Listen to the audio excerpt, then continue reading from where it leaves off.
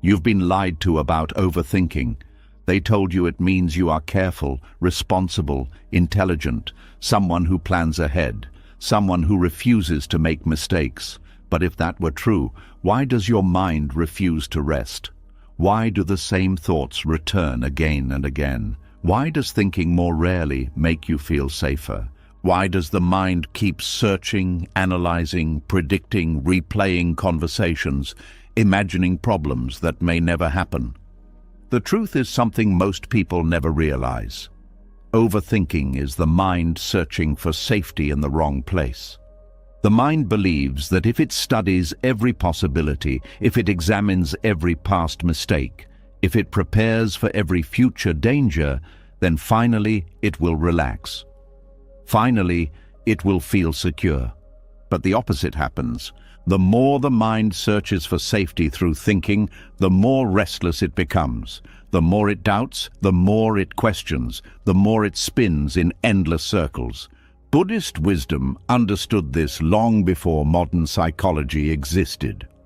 The mind suffers not because life is uncertain, but because it keeps trying to escape uncertainty through endless thought. For centuries, Buddhist teachers quietly observed the mind and discovered something powerful. Peace does not appear when the mind finally solves everything. Peace appears when the mind stops searching for safety inside its own thoughts. Tonight, as you listen, something subtle may begin to shift.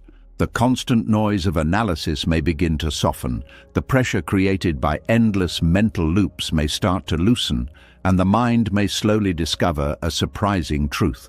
Safety was never hidden inside more thinking. It was hidden inside awareness. This is not just a talk about overthinking. This is an invitation to understand why the mind keeps searching, why it struggles to rest, and how Buddhist wisdom gently guides it back to stillness. And as this understanding grows, something remarkable begins to happen. The mind stops chasing certainty, the weight of constant analysis begins to fade, and a deeper calm quietly appears. Not because life suddenly becomes predictable, but because the mind finally stops searching for safety in the wrong place. And so allow the body to relax. Let the mind become curious, because what you are about to hear may slowly change the way you understand your thoughts, your worries, and the search for peace itself. Now, let's begin. The mind has just begun to see something important. The restless movement of thought, the constant analyzing and predicting, the quiet pressure to prepare for every possible outcome. All of it feels like protection. It feels responsible. It feels wise. Yet beneath that effort, something deeper is happening. The mind is trying to build safety out of thinking itself. And this is where one of the most subtle illusions begins. Before the mind learns how to release overthinking, it must first understand why it clings to it so tightly. Because hidden inside that endless stream of thoughts is a quiet belief that shapes everything. A belief that if the mind just thinks long enough, it can control what comes next. And that is where the first door begins to open. There is a quiet tension many people carry every day. It appears in small moments, when a decision must be made, when a conversation ends awkwardly, when the future feels uncertain. Suddenly, the mind begins to move.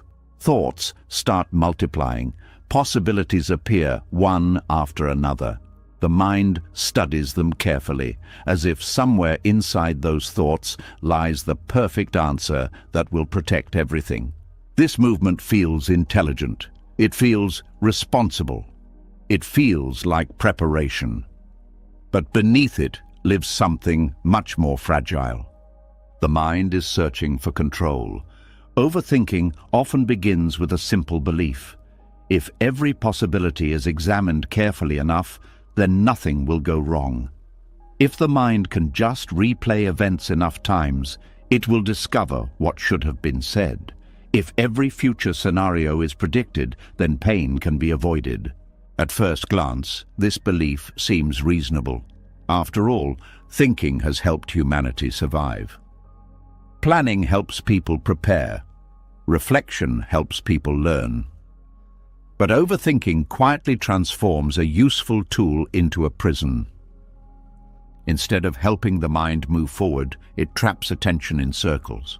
Buddhist teachings observed this pattern long ago. The mind does not simply think to understand reality. Often the mind thinks because it is afraid of not controlling reality. This fear is subtle. It rarely announces itself loudly. Instead, it disguises itself as responsibility. It whispers that thinking more will keep things safe. It promises that careful analysis will prevent mistakes. It convinces the mind that peace exists somewhere at the end of one more thought, but peace never arrives, because the future has never been controlled by thought. The mind may analyze every detail of tomorrow, yet tomorrow still unfolds according to countless conditions outside its control. Weather changes, people act in unexpected ways, opportunities appear without warning, plans collapse without explanation, reality continues moving. Meanwhile, the mind sits in its endless attempt to calculate what cannot be calculated. This is where overthinking begins to drain energy. Each thought promises clarity, yet each thought produces another question. The mind examines one scenario, then immediately imagines another. Every possible outcome must be considered, every mistake must be prevented, every uncertainty must be solved, but uncertainty never disappears. So, the mind keeps thinking. This creates a strange experience. The mind feels busy. It feels productive. It feels like it is working hard to protect life from problems. Yet emotionally, it feels exhausted. The body becomes tense. The breath becomes shallow. Sleep becomes difficult. Joy quietly disappears. The mind is working harder than ever, yet peace feels further away. Buddhist wisdom describes this pattern as attachment to control. The mind becomes attached to the idea that safety comes from predicting and managing the future. But this attachment creates suffering because the future has never been fully predictable. One of the deepest teachings of Buddhism is impermanence. Everything changes. Every situation evolves. Every moment passes. Every plan interacts with forces beyond personal control. Life moves like a river, constantly shifting direction. But the thinking mind often refuses to accept this movement. Instead, it attempts to freeze the river. It wants guarantees. It wants certainty. It wants proof that nothing will go wrong.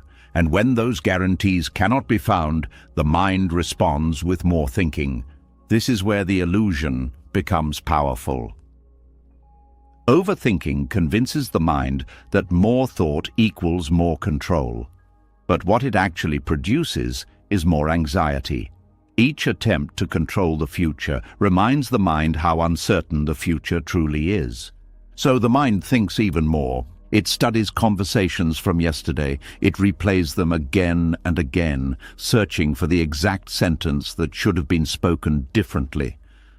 Perhaps if the words had changed slightly, the outcome would have changed too, but the past remains unchanged. The mind imagines conversations that may happen tomorrow. It rehearses responses, predicts reactions, and prepares for every emotional possibility. Perhaps if every answer is prepared in advance, embarrassment can be avoided, but tomorrow has not arrived. The mind plans decisions weeks into the future. It studies every option, every risk, every possible consequence. Perhaps the perfect decision exists somewhere inside this endless analysis, but life rarely presents perfect options. So the mind continues thinking. This constant movement creates a strange paradox. The mind believes it is solving problems, yet it often creates new problems through the act of thinking itself. A simple decision becomes complicated. A small uncertainty becomes a source of anxiety. A passing thought becomes a long emotional struggle. Overthinking does not simply observe reality, it magnifies it. The mind becomes like a magnifying glass held over every detail of life. Small imperfections suddenly appear enormous. Uncertain outcomes begin to feel dangerous. Possibilities multiply until the mind feels overwhelmed by choices. And yet, the mind still believes thinking is the solution. Buddhist teachings invite a very different perspective. Instead of asking how to control the future, Buddhism asks a quieter question. What happens when the mind stops trying to control it? At first, this idea feels uncomfortable. The thinking mind fears letting go of control. It believes that without constant analysis, mistakes will multiply, problems will appear, chaos will take over. But careful observation reveals something surprising. Much of life has always unfolded without the help of constant thinking. The heart beats without instructions. The lungs breathe without calculation. The body moves through thousands of actions each day without analyzing every step. Conversations flow naturally when the mind is relaxed. Life already knows how to move. Overthinking interrupts that natural movement. It inserts itself into moments that would otherwise unfold smoothly. It questions instincts that would otherwise guide decisions. It replaces simple presence with endless internal debate. The mind becomes so focused on controlling life that it forgets how to experience it.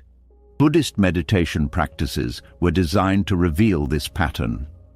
When a person sits quietly and observes the mind, something fascinating becomes clear. Thoughts arise on their own. They appear without invitation.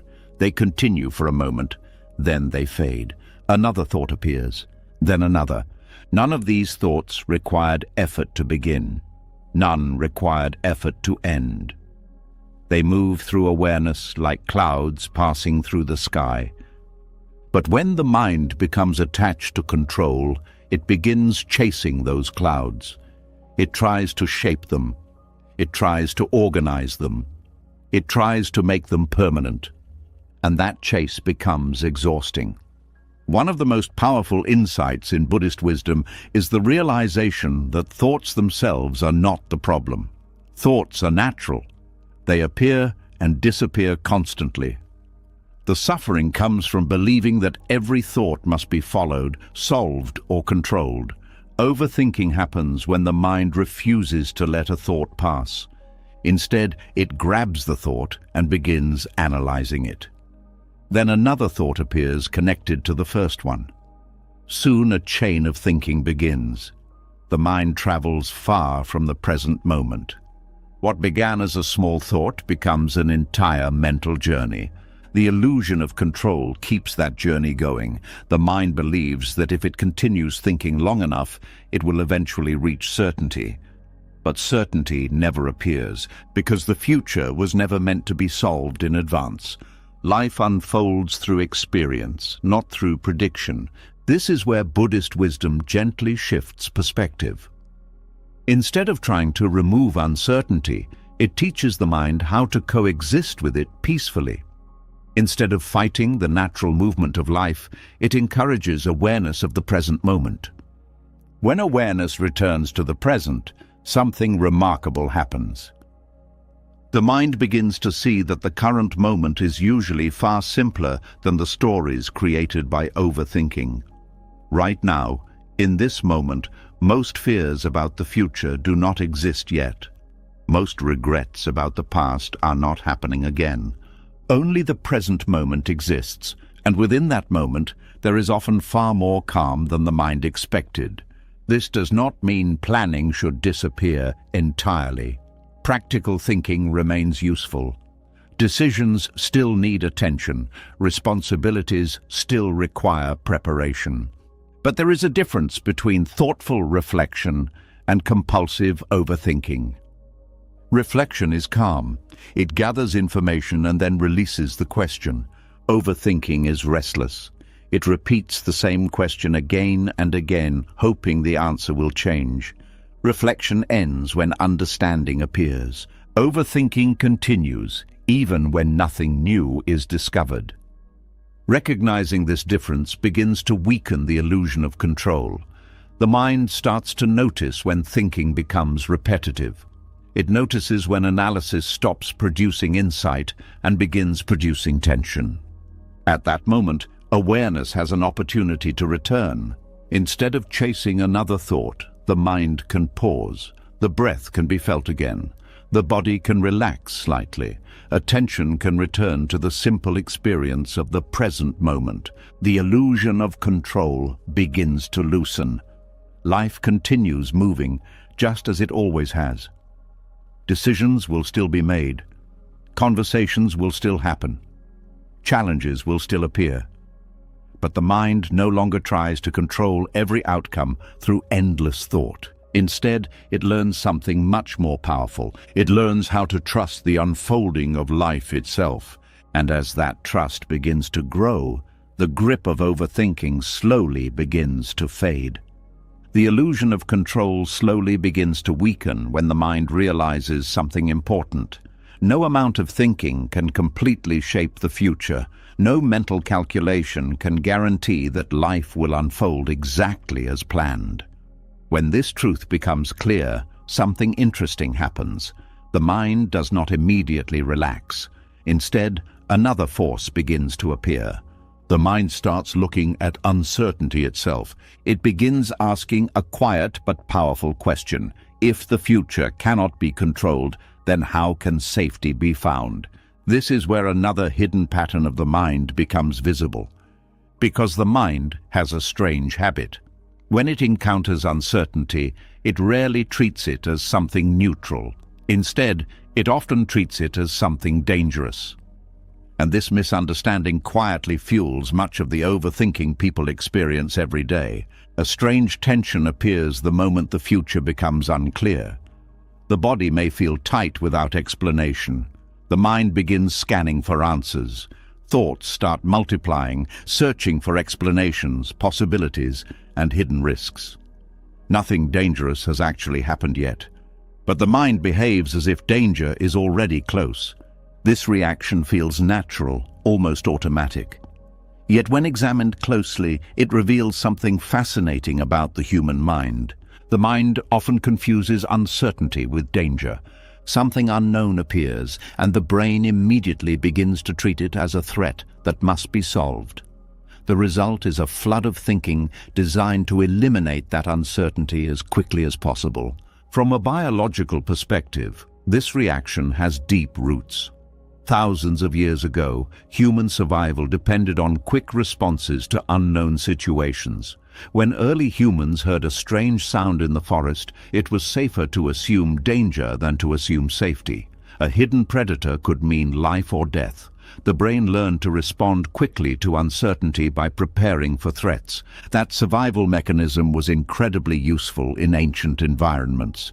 But the modern world is very different from the ancient wilderness. Today, most uncertainty does not involve physical survival. It involves social interactions, career decisions, relationships, and personal identity. Yet the brain still reacts with the same ancient alarm system. An unanswered message becomes a possible rejection. An uncertain future becomes a possible failure. A small mistake becomes a possible disaster. The mind begins scanning every possibility, trying to eliminate risk before anything happens. Overthinking is often the mind attempting to calm that internal alarm. When uncertainty appears, the brain believes that thinking harder will remove the danger. If the situation can be fully understood, then safety can return. If every possibility can be predicted, then the threat will disappear. But the opposite usually happens. Each attempt to solve uncertainty creates more possibilities. Each possibility leads to another question. Instead of removing danger, the mind amplifies the sense that something must be wrong. This creates the strange emotional experience many people recognize. A small, unknown situation begins to feel much larger than it actually is. The mind builds entire stories around it. Hours may pass while the brain searches for explanations that may not even exist. Yet, in reality, nothing has actually happened. The threat exists only in the mind's interpretation of uncertainty. Buddhist wisdom noticed this pattern long before modern psychology studied it. Buddhist teachings describe the human mind as naturally inclined to resist the unknown. The mind seeks certainty because certainty feels stable. When stability disappears, the mind becomes restless. But Buddhism also points out something deeply important. Uncertainty is not the enemy. Uncertainty is simply the nature of life. Everything that exists is constantly changing. Situations evolve, relationships shift, opportunities appear and disappear. The future has never been fixed, and it never will be. Yet the mind continues trying to freeze life into predictable patterns. This effort creates suffering. When uncertainty appears, the mind believes something must be wrong. It begins searching for explanations, solutions, guarantees. But uncertainty itself is not a problem. It is simply reality unfolding. The problem begins when the mind refuses to accept that unfolding. This is where awareness becomes powerful. Awareness allows the mind to observe uncertainty without immediately reacting to it as danger. Instead of rushing into analysis, the mind pauses. Instead of assuming something bad will happen, it simply notices the feeling of not knowing. At first, this feels uncomfortable. The mind has been trained to eliminate uncertainty quickly. Sitting with it may feel unfamiliar. But slowly, something interesting begins to happen. The body starts to relax. The breath becomes slower. The mind begins to see that uncertainty itself is not causing harm. It is simply a space where the future has not yet arrived. Buddhist meditation practices often involve observing these moments carefully. When uncertainty appears, the instruction is not to solve it immediately. The instruction is to watch the reaction of the mind. A thought appears, something might go wrong. Another thought appears. What if this becomes a problem? Another thought follows. Maybe I should analyze it more carefully. By observing this chain of reactions, the mind begins to see how quickly it transforms uncertainty into fear. This observation weakens the false alarm system. The brain begins to realize that many of its warnings are not signals of real danger. They are habits formed by old survival patterns. The more awareness grows, the more clearly the mind can distinguish between genuine threats and imagined ones. Real danger produces immediate signals in the body. Heart rate increases sharply. The senses become alert. Action becomes necessary. But uncertainty without real danger feels different. It produces restless thinking rather than urgent action. It produces questions rather than clear responses. When the mind learns to recognize this difference, a new kind of freedom begins to appear. Instead of treating every unknown as an emergency, the mind allows space for life to unfold naturally. This does not mean ignoring important decisions. It means responding to them calmly rather than reactively.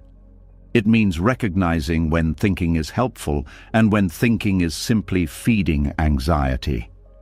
One of the most powerful Buddhist insights is that the mind often creates its own suffering through resistance to uncertainty. The mind wants guarantees. It wants promises that the future will behave in certain ways. It wants assurance that pain will not appear. But life does not offer those guarantees. When the mind accepts this truth, something remarkable happens. The need to eliminate uncertainty begins to dissolve. The mind no longer fights the unknown as if it were an enemy. Instead, uncertainty becomes a natural part of experience. Many moments in life become lighter when this understanding develops. Waiting for an answer becomes less stressful. Decisions feel less overwhelming. The future feels less like a battlefield that must be controlled. The mind begins to trust something deeper than prediction. It begins to trust awareness itself. Awareness does not need certainty to remain calm. It simply observes what is happening in each moment. If a challenge appears, awareness responds. If the situation changes, awareness adapts.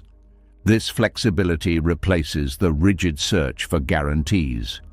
Over time, the brain's alarm system begins to quiet. The mind realizes that uncertainty does not automatically mean danger. It becomes more comfortable resting in the present moment rather than chasing imagined futures. This change does not happen instantly. The habit of treating uncertainty as threat has been reinforced for years, sometimes decades. But every moment of awareness weakens that habit slightly. Each time the mind notices uncertainty without reacting with panic, the nervous system learns something new. It learns that the unknown can exist without immediate harm. Gradually, the internal environment becomes calmer. Thoughts still appear, but they no longer dominate attention. Questions still arise, but they no longer create endless loops.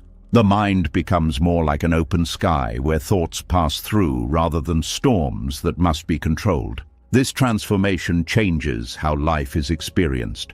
Instead of living in constant preparation for possible danger, the mind becomes available to the present moment. Simple experiences become more vivid, conversations feel more genuine, decisions become clearer because they are no longer clouded by excessive fear. Uncertainty remains part of life, but it no longer feels like a threat that must be defeated. It becomes a space where possibility exists. And as the mind learns to rest inside that space, the restless search for safety begins to fade. The mind is beginning to see something important. Not every unknown situation is dangerous. Many of the alarms the mind produces are simply habits, echoes of an ancient survival system that still tries to protect us from things that are no longer threats.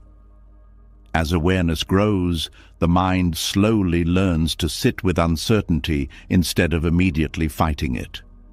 The storm of imagined futures begins to quiet down. But when the future stops demanding all of the mind's attention, another direction of thinking often appears. The mind turns backward. Instead of predicting what might happen, it begins revisiting what has already happened.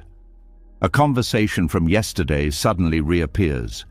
A decision made years ago returns with uncomfortable clarity. A moment of embarrassment, regret, or confusion begins replaying again and again. The mind quietly asks a painful question: what if things had been different? And this is where another powerful habit of overthinking begins to reveal itself. A strange thing happens inside the mind when a memory appears. The event itself has already passed. The moment is gone. The people involved have moved forward with their lives. The world has continued turning without pause. Yet inside the mind, the event begins to live again. A single memory returns, and suddenly the mind starts reconstructing the entire moment. Words are replayed. Facial expressions are remembered. The environment is reconstructed with surprising detail. The mind studies the memory as if it were a scene frozen in time. At first, this replay seems harmless. It feels like reflection. It feels like learning. After all, remembering the past can help people grow and understand their mistakes. But something subtle happens when reflection becomes repetition. Instead of learning from the past, the mind begins trying to rewrite it. The mind starts imagining different outcomes. It begins inserting new words into old conversations. It constructs alternate versions of events where everything turns out better. Perhaps if those words had been said differently, the conversation would have changed. Perhaps if that decision had been delayed, life would have unfolded in a better direction. Perhaps if that opportunity had been accepted, everything would feel different today. The mind explores these alternate timelines carefully. Each possibility becomes a small mental experiment. The brain analyzes the past like a puzzle, searching for the missing piece that would explain everything. But the missing piece does not exist, because the past cannot be changed. This is where the habit becomes painful. The mind continues returning to the same memory, hoping that one more examination will produce a different conclusion. But every replay leads to the same reality. The moment has already passed. Still, the mind refuses to stop. This pattern is extremely common in overthinking. When the future feels uncertain and the present feels uncomfortable, the mind seeks stability somewhere else. The past becomes that place. The past feels solid because it has already happened. The events are known. The outcomes are clear. The mind believes that by studying the past carefully enough, it can prevent similar pain from happening again. But something deeper is happening beneath that belief. The mind is struggling with regret. Regret is one of the most powerful emotions connected to overthinking. It appears when the mind compares what happened with what could have happened. That comparison creates tension. The mind becomes trapped between two realities. One reality is the actual past. The other is the imagined past. The imagined past is often kinder. In that version, the perfect words are spoken. The correct decision is made. The opportunity is recognized at the right moment. Relationships unfold smoothly. Success appears naturally. But that imagined past is only a story. The real past remains unchanged. Buddhist wisdom offers a very direct observation about this pattern. The mind suffers not because the past exists, but because it resists allowing the past to remain exactly as it is. When the mind refuses to accept what has already happened, it begins fighting with reality itself. This fight produces endless thinking. Every replay of a memory is an attempt to negotiate with the past. The mind asks questions that have no answers. Why did that happen? What if things had gone differently? How could that mistake have been avoided? These questions seem meaningful, but when repeated endlessly, they do not bring peace. Instead, they keep the mind emotionally tied to moments that are already gone. The more energy the mind spends revisiting those memories, the less energy remains for the present moment. Life continues moving forward, but attention remains stuck behind. Buddhist teachings describe this as attachment to the past. Attachment does not mean remembering something. Memory itself is natural. Attachment means the mind refuses to release the emotional grip on what happened. It keeps returning to the same moment as if something unfinished still exists there. But the past has no unfinished business. It has already completed itself. Every event that has happened in life arrived through countless conditions. Decisions were influenced by emotions, knowledge, circumstances, and limitations that existed in that moment. People acted according to the understanding they had at the time. Looking backward with new knowledge often creates the illusion that different choices were obvious. But in the moment those decisions were made, the future was not visible. This realization begins to soften the weight of regret. The mind starts recognizing that past actions were the result of countless conditions interacting together. No single decision existed in isolation. When this understanding grows deeper, compassion begins to appear. Instead of attacking the past self for mistakes, the mind begins to see that the past self was simply navigating life with the awareness available at that time. The person who made those decisions no longer exists exactly as they were. Every experience since then has changed the mind. Every lesson has reshaped understanding. Every challenge has added wisdom. The present version of the mind has knowledge that the past version did not possess. Expecting the past self to behave with present knowledge creates an impossible standard. This realization gently weakens the urge to replay the past. Another insight begins to emerge. The past is not actually being experienced when it is replayed in the mind. Only thoughts about the past are being experienced. Those thoughts may feel vivid, but they are not the original moment. They are simply mental images appearing in awareness. When this becomes clear, something powerful happens. The mind begins separating the memory from reality. The memory becomes recognized as a thought event rather than a living experience. It appears, it stays for a moment, and it eventually fades. Just like every other thought, Buddhist meditation practices often focus on observing this process carefully. When a memory appears, the instruction is not to suppress it. Instead, the instruction is to notice it with awareness. The mind sees the memory arise. It notices the emotions connected to it. It observes the urge to analyze or replay the event. And then it simply allows the memory to pass. No argument is required. No correction is necessary. The memory moves through awareness like a cloud passing through the sky. At first, this feels difficult because the mind is accustomed to engaging every thought. But slowly, the space between awareness and thought becomes clearer. The mind realizes that it does not have to follow every memory that appears. It can simply watch. This watching transforms the relationship with the past. Memories still exist, but they no longer dominate attention. Regret still appears occasionally, but it does not create endless loops of thinking. The past becomes a source of understanding rather than a prison of replay. Peace begins to grow in that space. The mind finally stops asking the past to become different. Instead, it begins asking a different question. What is happening right now? When attention returns to the present moment, something remarkable becomes visible. The past is not occurring anymore. The body is breathing. The environment is alive with sound and movement. Life is unfolding in real time. The mind begins to experience something it had forgotten during its endless replays. The present moment is still available. And within that present moment, the past has no power to change anything. Only awareness exists, only the current breath, only the quiet unfolding of life. This realization does not erase memories. It simply removes their ability to dominate the mind. The past becomes part of the story of life rather than the center of attention. And as the mind learns to let the past remain unchanged, a deeper calm begins to appear. Because peace was never hidden inside rewriting yesterday. Peace was waiting in the moment the mind finally stopped trying. The mind has begun to understand something important. The future cannot be fully controlled, and the past cannot be rewritten.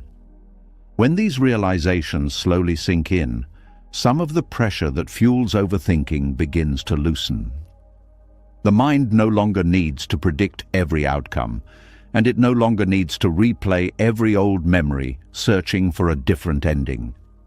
Yet overthinking still finds ways to appear. Even when the future is accepted as uncertain and the past is allowed to remain unchanged, the mind continues producing long chains of thought. Something else is quietly driving the process, something more personal than uncertainty and more emotional than regret. It has to do with how the mind sees itself, because hidden beneath many thoughts is a silent question the mind is constantly trying to answer. What kind of person am I? This question may not appear clearly, but it quietly shapes many of the thoughts people experience every day. The mind builds a picture of who it believes it is. This picture becomes the foundation of identity. Identity is the story the mind tells about itself. It includes beliefs like being intelligent, responsible, kind, successful, capable, or strong. These ideas help the mind feel stable. They create the sense that the self is something solid and understandable, but once the mind builds this identity, it begins trying to protect it. This protection often happens through thinking. A moment of criticism from another person may appear small on the surface. Someone makes a comment that questions a decision or points out a mistake. The event itself lasts only a few seconds, but the mind reacts strongly. The comment begins replaying in thought. The mind examines every word. It studies the tone of voice. It analyzes the possible meaning behind the message. Suddenly, a simple conversation becomes an entire mental investigation. Why does this happen? Because the comment touched the mind's image of itself. The ego, which is the part of the mind that organizes identity, quickly tries to restore stability. It begins producing thoughts designed to defend or explain the self-image that feels threatened. Perhaps the other person misunderstood. Perhaps they were wrong. Perhaps the situation was not fully explained. Perhaps the mind needs to prove that the criticism was unfair. Each of these possibilities produces more thinking. This is one of the subtle ways overthinking begins. It is not always about solving problems. Sometimes it is about protecting the story the mind tells about who it is. Buddhist wisdom describes this process clearly. According to Buddhist teachings, the sense of a fixed and permanent self is largely an illusion created by the mind. The mind gathers experiences, memories, beliefs, and roles, then organizes them into a narrative that feels like a solid identity. But this identity is constantly changing. Every experience reshapes it. Every new situation reveals something different about the person. No single definition can fully capture what a human being is. Yet the mind tries to maintain a stable picture. This effort creates tension because reality does not remain fixed. Situations change, people change, skills grow and sometimes disappear.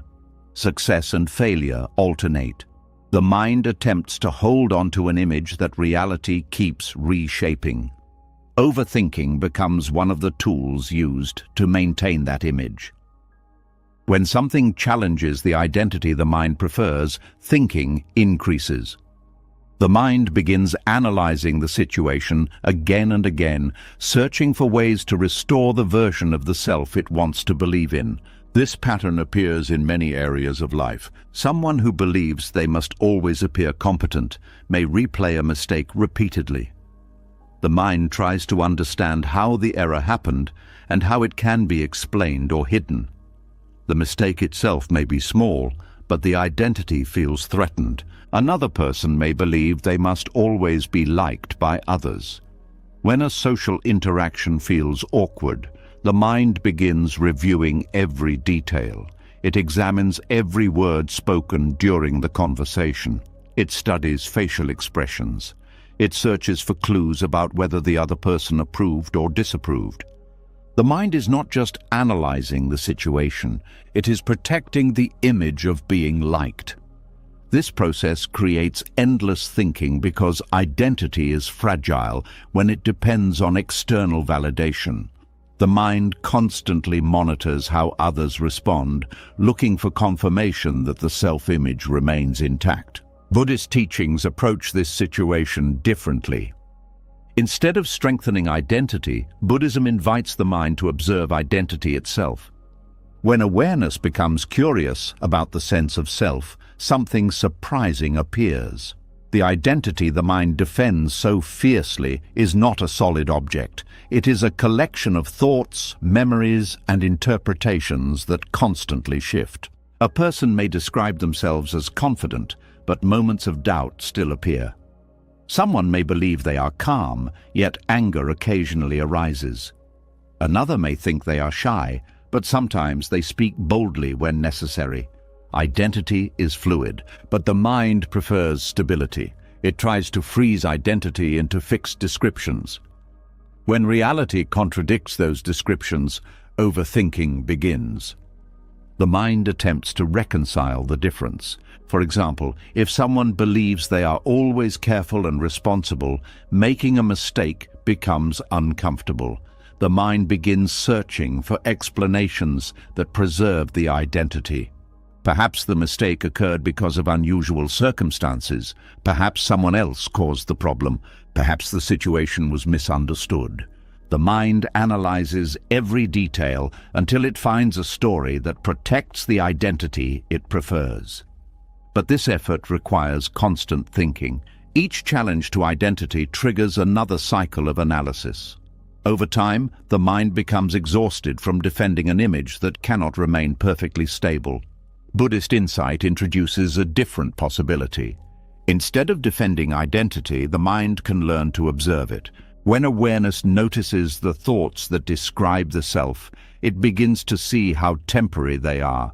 A thought appears, saying, "I am successful." Later, another thought appears, saying, "I am failing." Both thoughts feel convincing in the moment, yet both are simply mental constructions. The self that the mind tries to define is always changing. When this becomes clear, The need to protect identity begins to soften. Criticism becomes easier to hear because it no longer threatens a rigid self-image. Mistakes become opportunities for learning rather than evidence of personal failure.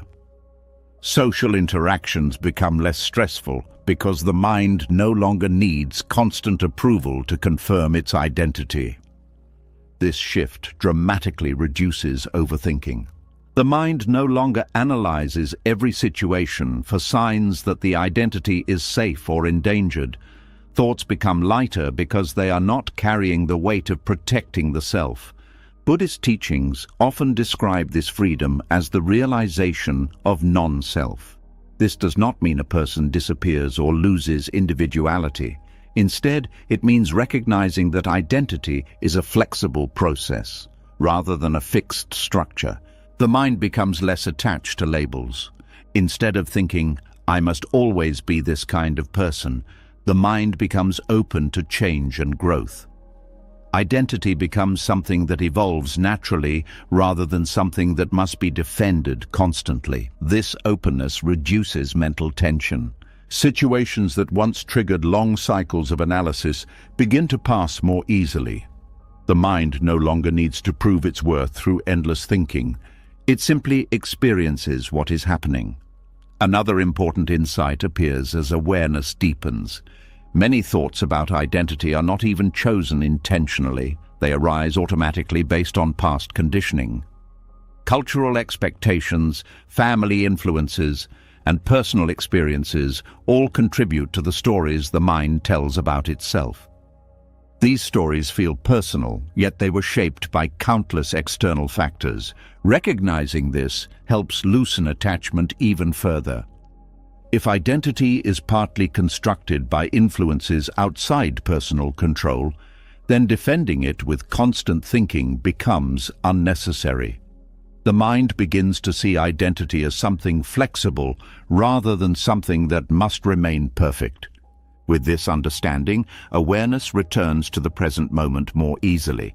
The mind becomes less interested in defending who it believes it is and more interested in experiencing what is actually happening. Thoughts still appear, but they are no longer responsible for protecting the ego. They simply come and go. This transformation reduces one of the hidden sources of overthinking. The mind no longer needs to monitor every situation for threats to identity. Instead, it rests more comfortably in awareness itself. Life becomes simpler when the ego no longer demands constant protection. Mistakes become teachers rather than enemies.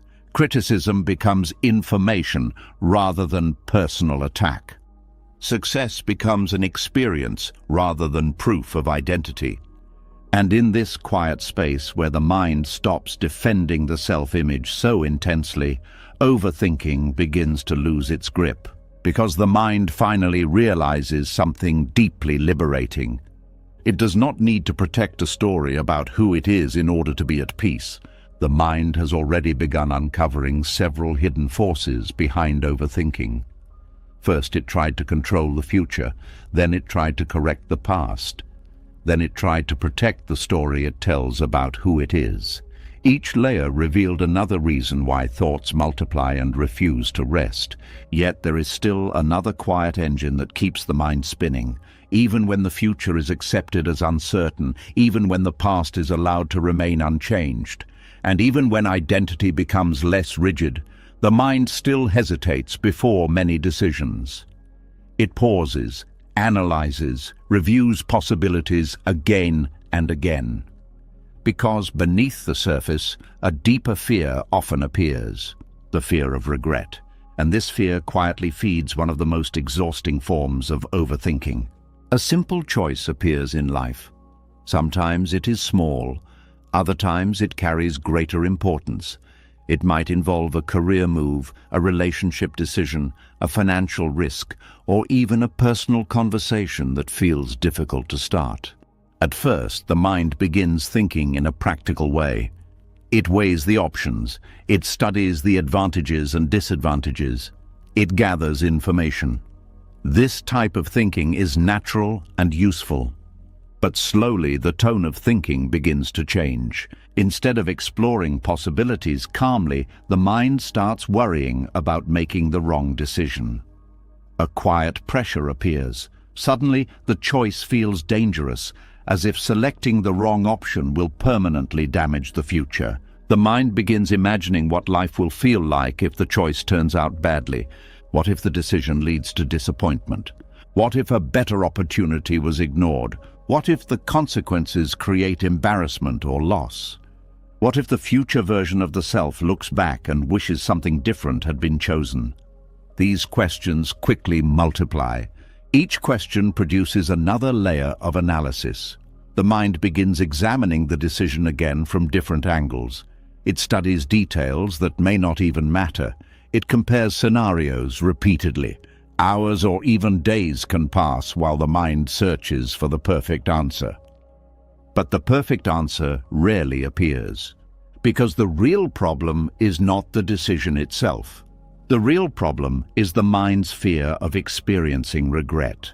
Regret is one of the emotions people try hardest to avoid. It carries a unique weight because it combines two painful experiences at once. It includes the disappointment of a negative outcome and the belief that the outcome could have been avoided. When regret appears, the mind often begins replaying the moment of choice. It compares the chosen path with the path that was not taken. It imagines how life might have unfolded differently. This comparison creates emotional tension that feels difficult to escape. Because the mind knows how painful regret can feel, it tries to prevent it in advance. Overthinking becomes the strategy. If every possible outcome can be predicted carefully enough, maybe regret can be avoided. If the mind studies every risk and opportunity thoroughly, perhaps the perfect choice will appear. This belief leads to endless analysis. But life rarely provides perfect certainty. Most decisions contain unknown elements. Information is always incomplete. Future circumstances will always involve factors that cannot be predicted. Waiting for perfect clarity often means waiting forever. So the mind becomes trapped between two fears. If it chooses quickly, it might regret the decision later. If it keeps analyzing, it feels stuck and exhausted. This tension creates what many people recognize as decision paralysis. Instead of moving forward, the mind remains suspended between options. Thoughts keep circling the same possibilities. Energy is spent imagining consequences rather than living life. Buddhist wisdom approaches this struggle with a powerful insight. The suffering connected to regret does not come only from the outcome of a decision. Much of the suffering comes from the expectation that decisions must always be perfect. When the mind demands perfection, every choice feels dangerous, because perfection is impossible. Every decision is made with limited information. Every action unfolds inside a world that constantly changes. Even careful planning cannot account for every variable that may appear later. Yet, the mind continues believing that the right amount of thinking will eliminate uncertainty. Buddhist teachings gently challenge this belief. Instead of trying to eliminate imperfection, Buddhism encourages acceptance of it. Imperfection is not a failure of life. It is a natural feature of existence. Every human action contains elements that cannot be fully controlled. Every path contains both benefits and difficulties. The future always includes unexpected events that reshape outcomes. When the mind accepts this reality, something important begins to change. The pressure surrounding decisions begins to soften. Instead of demanding the perfect answer, the mind becomes willing to choose the most reasonable option available in the present moment. The goal shifts from controlling the future to acting with awareness and sincerity. This shift transforms how decisions are experienced. A decision no longer represents a permanent judgment about the self's intelligence or worth. It becomes simply a step in the ongoing movement of life. If the outcome turns out well, the mind feels gratitude. If the outcome becomes difficult, the mind learns and adapts. Either way, life continues. This perspective dissolves much of the fear that fuels overthinking, because regret loses its power when the mind no longer expects perfection. Another important insight appears when awareness examines regret more closely. Regret often assumes that the alternative path would have produced a better outcome. But this assumption cannot be proven. The path not taken exists only in imagination. The mind creates an idealized version of that path because it cannot see the difficulties that might have appeared there. The imagined alternative often looks smoother simply because it was never experienced. Recognizing this helps weaken the emotional intensity of regret. The mind begins to understand that every path contains both success and struggle. The choice that was not taken would also have produced its own challenges. There was never a guaranteed perfect outcome waiting somewhere else. This realization allows the mind to forgive itself for past decisions. Instead of treating past choices as permanent mistakes, the mind sees them as steps that were taken with the understanding available at that time. Growth becomes more important than perfection. Buddhist teachings also emphasize the importance of intention when making decisions. What matters most is the quality of awareness present when a choice is made. If the decision is guided by honesty, compassion, and thoughtful reflection, then the mind has already acted wisely. The outcome may still involve difficulty, but the decision itself was sincere. This understanding frees the mind from the endless need to analyze every possibility. A person can pause, consider the situation carefully, then move forward with the best intention available in that moment. Once the choice is made, attention returns to the present rather than continuing to debate alternatives. This return to the present moment is essential. Overthinking keeps the mind trapped in imagined futures where regret might appear. Awareness brings the mind back to what is actually happening now. Right now, the breath continues. Right now, the body is alive. Right now, life is unfolding one moment at a time. Regret belongs to imagined comparisons between past and future. It cannot exist fully inside the present moment where life is directly experienced. The more awareness returns to this moment, the weaker the fear of regret becomes. The mind begins to see that life is not a single, irreversible choice. It is a series of continuous adjustments. Each decision leads to new experiences, and each experience provides new understanding. Even difficult outcomes can open unexpected opportunities. The mind no longer needs to calculate every possibility in advance. Instead, it learns to respond to life as it unfolds. This responsiveness replaces the rigid search for perfect decisions. Flexibility becomes more valuable than certainty. When awareness grows in this way, overthinking begins to fade naturally. The mind no longer feels responsible for controlling every future consequence. It simply participates in the flow of life with attention and sincerity. Decisions still require thought, but the thinking becomes lighter. It no longer carries the heavy burden of avoiding every possible regret, because the mind finally understands something liberating. Regret loses its power the moment the mind accepts that imperfection is part of being human. The mind has already uncovered many of the hidden forces that keep overthinking alive. It tried to control the future. It tried to rewrite the past. It tried to defend the image of who it believes it is. It even tried to protect itself from the pain of regret. Each discovery revealed something important. Much of overthinking is not about solving problems, but about searching for safety in places where safety cannot truly be found. Yet the mind still keeps searching, even after learning that regret cannot be avoided perfectly and that identity does not need constant protection. Another deeper habit continues quietly beneath the surface. The mind still feels restless when it encounters situations it cannot fully predict. It wants to know what will happen next. It wants guarantees. And when those guarantees do not appear, the thinking begins again. This reveals another powerful force behind overthinking, the mind's deep desire for certainty in a world that never stops changing. There is a quiet discomfort that appears whenever life becomes unclear. A relationship begins to shift. A job situation becomes uncertain. A plan starts to unfold differently than expected. Even small changes in daily routines can create subtle unease inside the mind. The mind immediately begins searching for clarity. Questions appear quickly. What will happen next? Will things turn out well? Is this situation safe? Should something be done to prevent possible problems? These questions feel natural. Human intelligence developed partly because the mind learned to anticipate the future.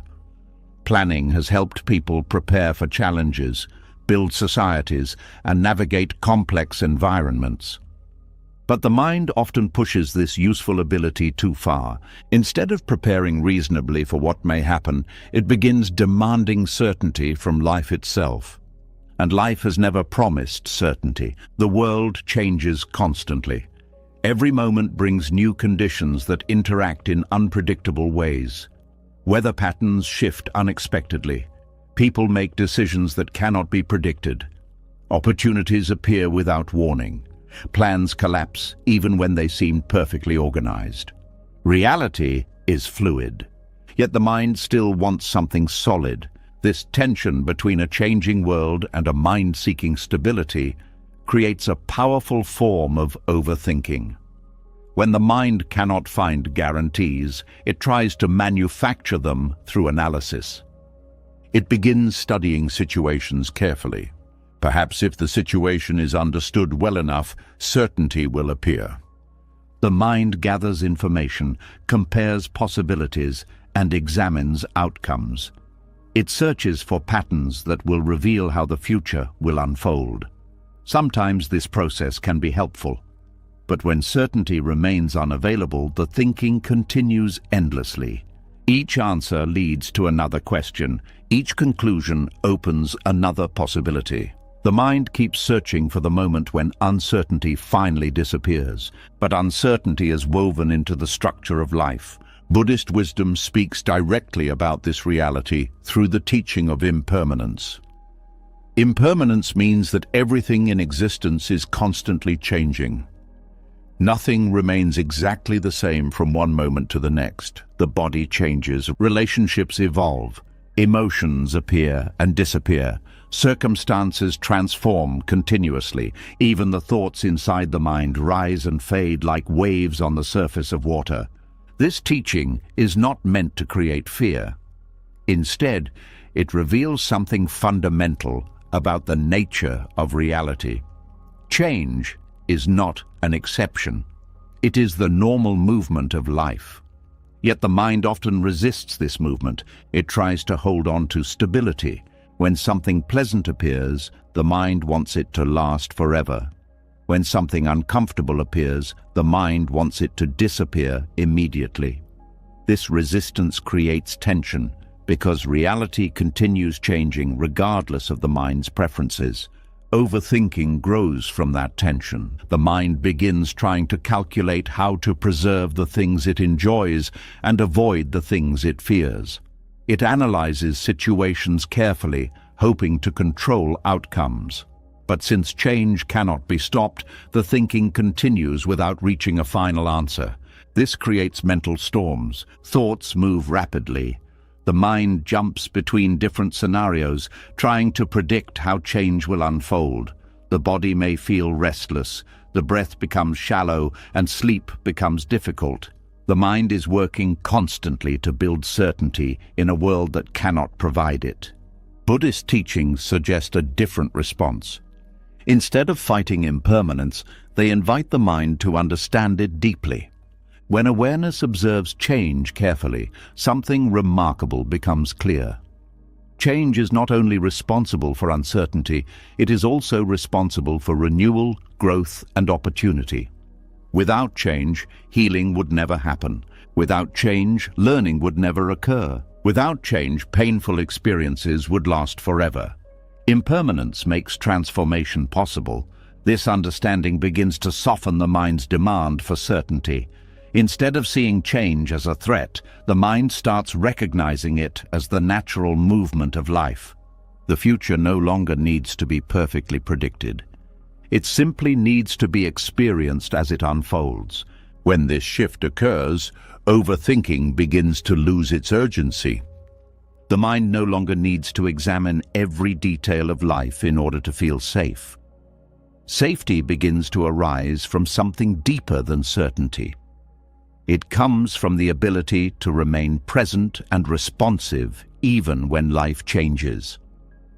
This kind of stability is different from the rigid certainty the mind once sought. It is flexible. Flexible stability means the mind can adapt as situations evolve. Instead of demanding fixed outcomes, it responds to what is actually happening. Decisions are made when necessary, but the mind does not cling to the illusion that everything must remain predictable. This flexibility produces calm. When the mind accepts impermanence, the future stops feeling like a puzzle that must be solved immediately. It becomes a landscape that will reveal itself step by step. Attention returns to the present moment where life is actually being lived. The breath becomes noticeable again. The body relaxes slightly. The senses reconnect with the environment. Instead of living inside imagined futures, awareness returns to direct experience. Buddhist meditation practices help cultivate this shift. During meditation, the mind observes the continuous flow of change. The breath enters and leaves. Sensations arise and fade. Sounds appear and disappear. Thoughts come and go. Nothing remains fixed, yet awareness itself remains steady. This observation teaches an important lesson. Stability does not require the world to stop changing. Stability can exist inside awareness even while change continues everywhere else. Once the mind understands this, its relationship with uncertainty transforms. Uncertainty no longer feels like a threat that must be eliminated. It becomes simply another aspect of impermanent reality. The mind can watch it without immediately trying to resolve it. This does not mean becoming passive or careless. Practical thinking still plays an important role in life. Plans can still be made. Responsibilities still require attention.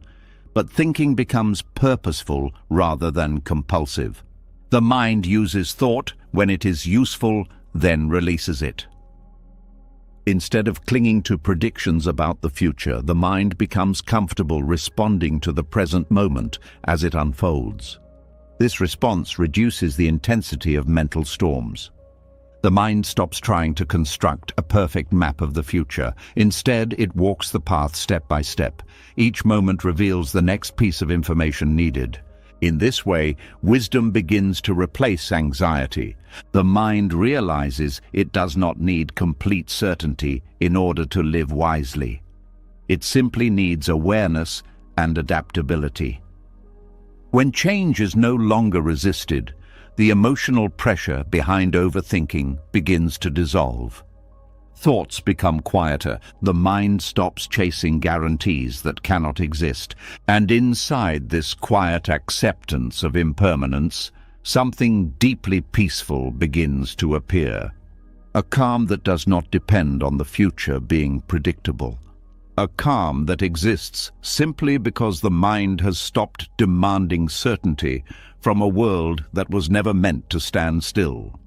The mind has slowly begun to see something it once refused to notice. The world does not offer permanent certainty. Life moves through constant change, and no amount of thinking can freeze that movement. When this understanding begins to settle inside awareness, some of the pressure behind overthinking fades. The mind no longer demands perfect guarantees from the future, but something else quietly remains.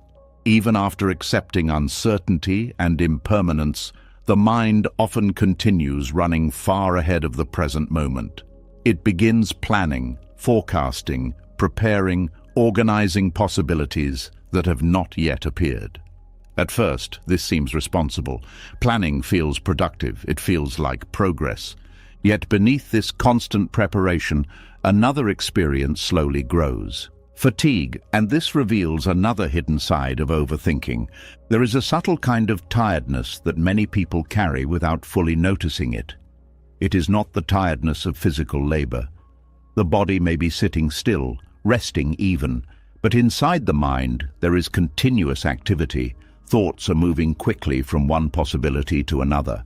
Plans are forming and reforming. The mind is mapping tomorrow, next week, next year. It feels busy. But something inside feels drained. This exhaustion does not come from action. It comes from endless anticipation. Mental planning has its place in life. Humans use it to organize tasks, prepare for responsibilities, and navigate complex situations. When used wisely, planning is a helpful tool.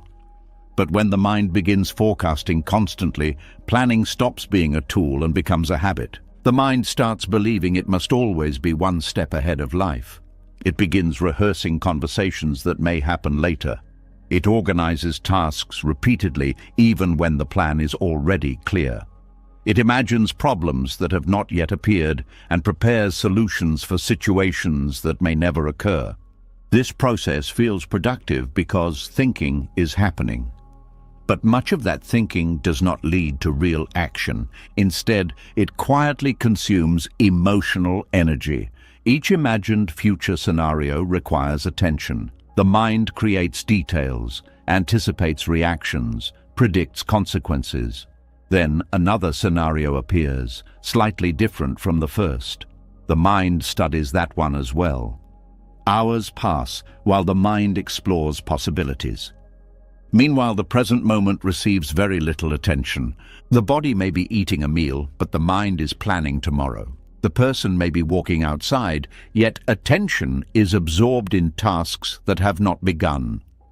A conversation may be happening, but the mind is already thinking about the next appointment. This creates a strange disconnection. Life is unfolding in front of the senses, yet the mind is living somewhere else. Buddhist teachings often describe this state as a form of subtle suffering, not because planning itself is harmful, but because constant mental projection removes awareness from the present moment where life is actually occurring. When awareness leaves the present repeatedly, the mind begins to feel restless. It carries unfinished thoughts about the future while also responding to current responsibilities. Attention becomes divided. The nervous system remains slightly tense because the mind is always preparing for something else. Over time, this produces emotional exhaustion. The mind feels like it is always working, even during moments meant for rest. This exhaustion often goes unnoticed because the mind interprets its activity as responsibility. It tells itself that constant planning is necessary for success. It believes that if it stops forecasting the future, important things might be forgotten. But careful observation reveals something different. Many plans are repeated far more times than necessary. The mind revisits the same schedule again and again. It rehearses conversations that have already been prepared. It imagines potential obstacles long after practical preparation has been completed. The repetition is not about improving the plan, it is about trying to eliminate uncertainty. By mentally revisiting future events repeatedly, the mind hopes to reduce the chance of something going wrong. It believes that thinking through every detail will make the situation safer. But safety rarely increases after the first thoughtful preparation. What increases is mental fatigue. Buddhist wisdom invites the mind to recognize the difference between skillful planning and compulsive forecasting. Skillful planning is simple and direct. A task appears, attention considers what is needed, and a reasonable plan forms. Once the plan exists, the mind releases it until the moment of action arrives. Compulsive forecasting is different. The mind keeps returning to the plan even when no new information is available. It studies the same future moment repeatedly. Each review produces slightly different imagined outcomes.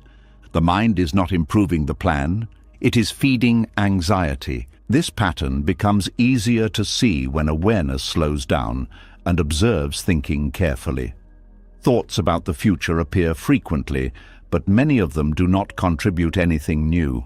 They simply repeat the same preparation. This repetition creates an illusion of productivity. The mind feels busy, yet little real progress occurs. Instead of conserving energy for action, emotional resources are spent in advance. Buddhist practice gently shifts attention away from this habit. Instead of living inside future projections, awareness returns to what is happening right now. The breath becomes noticeable again. The sensation of the body sitting or standing becomes clear. Sounds, textures, and colors reappear in experience. This return to the present moment often brings an immediate sense of relief. The mind realizes it does not need to solve tomorrow today. Tomorrow will arrive with its own conditions, information, and opportunities for response. Preparation can happen when necessary, but constant rehearsal is unnecessary. This understanding begins to conserve energy. The mind stops carrying the weight of every future possibility at once. Instead, it learns to meet life step by step. Each moment contains enough information to guide the next action. This approach does not eliminate planning. It simply places planning in its proper place. When planning is needed, the mind uses it deliberately. Once the plan is formed, attention returns to the present moment rather than continuing to rehearse the same scenario. This shift produces a noticeable difference in emotional energy. When the mind is no longer forecasting constantly, space appears between thoughts. The nervous system relaxes because it is not preparing for dozens of imagined futures simultaneously. Rest becomes possible again. Many people discover that a large portion of their daily fatigue came not from physical activity, but from mental anticipation. They were carrying the future everywhere they went. Buddhist teachings encourage a different relationship with time. The future is acknowledged, but it is not constantly inhabited. The present moment becomes the primary place where awareness lives. From this place, actions become clearer. Decisions are made when information is available. Tasks are completed with full attention rather than partial awareness divided between now and tomorrow. This approach brings a surprising sense of efficiency. When the mind is fully present, actions often require less effort. Distractions decrease. Mistakes become easier to notice and correct because attention is not scattered across imagined scenarios. Mindful presence restores a natural rhythm to life. Work happens when it is time to work. Rest happens when it is time to rest. Planning appears when planning is needed. Thinking quiets when it is no longer useful. This rhythm protects emotional energy. Instead of draining the mind with endless forecasting, awareness moves fluidly between action and stillness.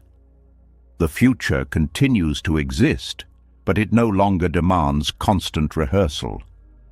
And as the mind gradually releases its habit of living ahead of the present moment, a deeper sense of calm begins to grow. Because life becomes lighter when the mind stops carrying tomorrow everywhere it goes. The mind has already uncovered several layers behind its endless activity.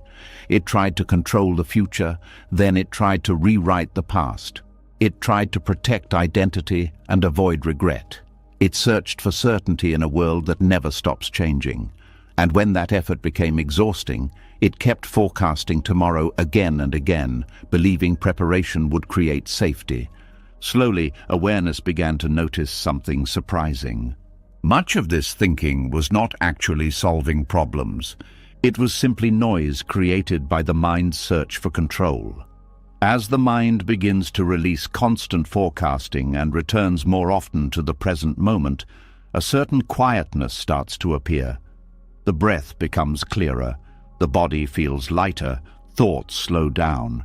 But even then, overthinking often returns, not because of the past, not because of uncertainty, but because the mind is holding tightly to a specific result, a result it believes must happen. And this attachment quietly fuels another powerful source of mental noise. There is a moment in many situations where thinking suddenly becomes louder. It might be before an important conversation, a job interview, a relationship decision, or even something small like waiting for a message from someone important. The mind starts imagining the outcome. It begins forming a picture of how things should go. Perhaps the conversation should lead to understanding. The opportunity should result in success. The effort should produce recognition. The message should bring a certain response. The mind builds a clear expectation. At first, this expectation feels motivating. It gives direction to action. It encourages effort. But slowly, something else begins to happen. The mind becomes attached to the result. It starts believing that peace depends on that specific outcome. And once that belief appears, the mind becomes noisy. Thoughts begin multiplying again. What if the outcome does not happen? What if things go differently? What if the effort is not rewarded? What if the result leads to disappointment? These questions do not appear once. They appear again and again. The mind studies every detail of the situation, hoping to control the outcome. It rehearses possibilities repeatedly. It tries to calculate the exact path that will guarantee success. But the future never guarantees outcomes. Life is influenced by countless conditions beyond personal control. Other people have their own thoughts and emotions. Circumstances change unexpectedly. Opportunities evolve in ways that cannot be predicted. Yet the mind continues clinging to the result it desires. This clinging produces tension. The body tightens slightly because something important feels at stake. The breath becomes shallow. Attention becomes narrow and restless. The mind begins watching the situation carefully, looking for signs that the outcome is approaching or drifting away. Every small detail becomes significant. A delay in response feels like rejection. A minor obstacle feels like failure. A neutral expression from another person becomes something to analyze. This is how attachment to outcomes fuels mental noise. The mind is not simply thinking, it is monitoring reality, constantly comparing what is happening with what it hoped would happen. This comparison produces emotional turbulence. If reality moves closer to the desired outcome, the mind feels relief.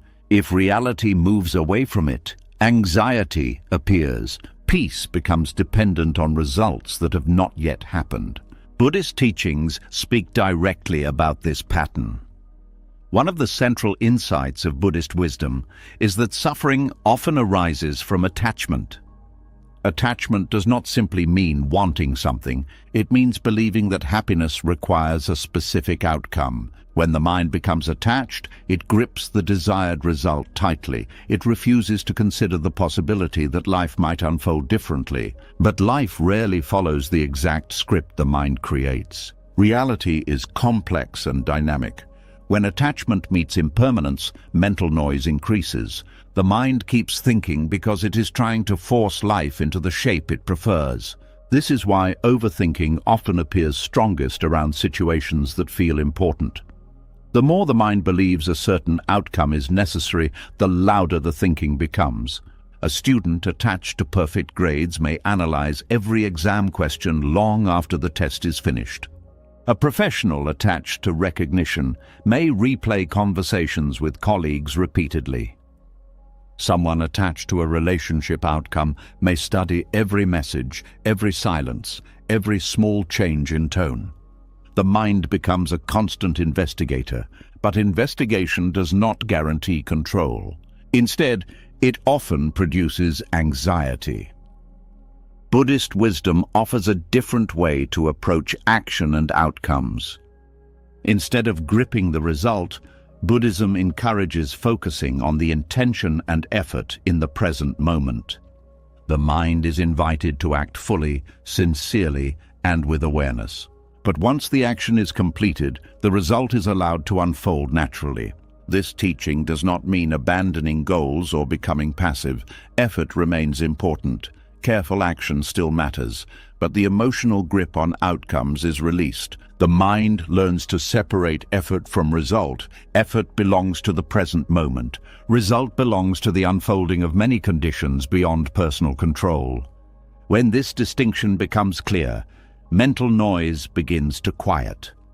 The mind no longer needs to rehearse the future repeatedly.